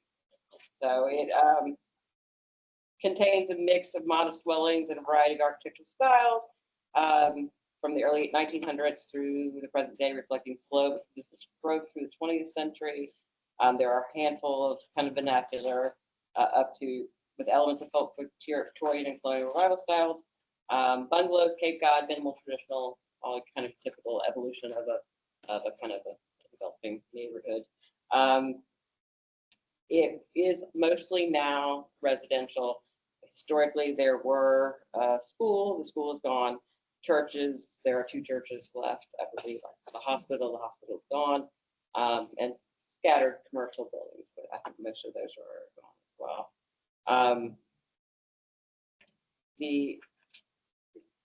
The hospital, because they were not allowed to go to Mary Washington Hospital. There was a hospital developed here, and they just kind of the neighborhood developed and evolved with commercial residents because they didn't have anywhere else to go in Fredericksburg. Just segregation. The kind of the quick history, 1906, most of the Moorfield property, that's what this farm was. There was a farm here prior to this neighborhood being developed. It was held by the Virginia Trust Company, which the Board of Trustees of the Virginia Trust Company purchased a large farmhouse now on Tyler Street and 300 lots for $1,200. Few dwellings existed in the early subdivision. That subdivision, one folk Victorian dwelling, belonged to William and Nanny Thurston, and it is still extant. So it's one of the earliest buildings. The 1938 in 1938, the school building became an apartment house. It eventually burned. Again, now it is a city or kind of neighborhood park, and the civic association that was started, I believe, in 1969. The Mayfield Civic Association was developed in 1969 with the goal of providing organization and unity to ensure the community's voice was heard in the city. Again, the majority of the homes in the neighborhood were constructed post-World War II. There is some infill. I think if you've already gone through some of those photos, we do have some infill, but there is stuff that's still enough integrity. And yeah, so they're kind of, unfortunately, that's, there it's lighter along the tracks, but for the most part, the infill has been, I think, kind of kept to one section of the neighborhood. So the Ringishers, and that was where the earliest architectural. Probably some demo by neglect or just, then this is what it was. Again, the period of significance for the neighborhood is from the founding of the school in 1906 to approximately 1960 to capture the bulk of the neighborhood's residential expansion in the post-World War II era, community planning and development, African American history. This is extremely it's one of the only, or one of the largest, African American neighborhoods in Fredericksburg. So there's a lot of, and this is being sponsored by the city's fitness board. So. Who board again? The city of Fredericksburg. Oh, the city. Yes. I was just looking, I mean, it's interesting how Dr. Harris, Jake Spencer, they, it's deeply involved in the NAACP civic organization, runs the company. Anyway, it's just great to see that their work is being recognized. They look now for him in Fredericksburg, the civil rights trail. It's good work. Do you have a count of contributing and non-contributing Not at this stage? that's. They will. My guess is you'll see this as a CLT grant. And your proposed boundaries is based on sort of like the traditional understanding of the bounds of the neighborhood? Yes, because you've got I think they're using the tracks. They've got the this area, and then you've got Route 3, which divided, basically cut this off from the historically, what we know is just a Fredericksburg downtown area. So, But to the south of that, the Maryland Avenue, is it Maryland? down here, Yeah, that looks like basically the same kind of development pattern. The streets are on the diagonal. I don't know what that neighborhood is. Okay, so it's a separate How long- neighborhood. Yeah, it is separate plot, neighborhood. separate Yeah, plot, oh, no, okay. yeah. They would have been included in that. Okay, gotcha. Yeah.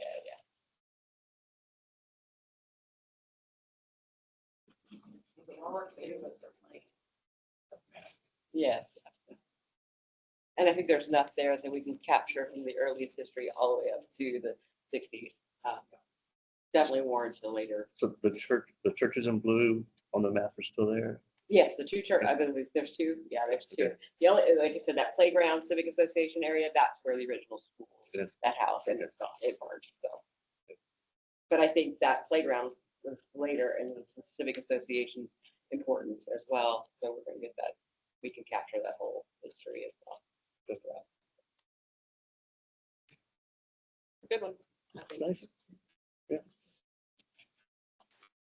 It's good. Thumbs up. It's last one up. Good. All right. Last one. That's That might be it. Last thing. That's it. We're done? We're done. Yeah. Doing great. Officially adjourned. Feel like So, not. so the covered apartment trade that was in the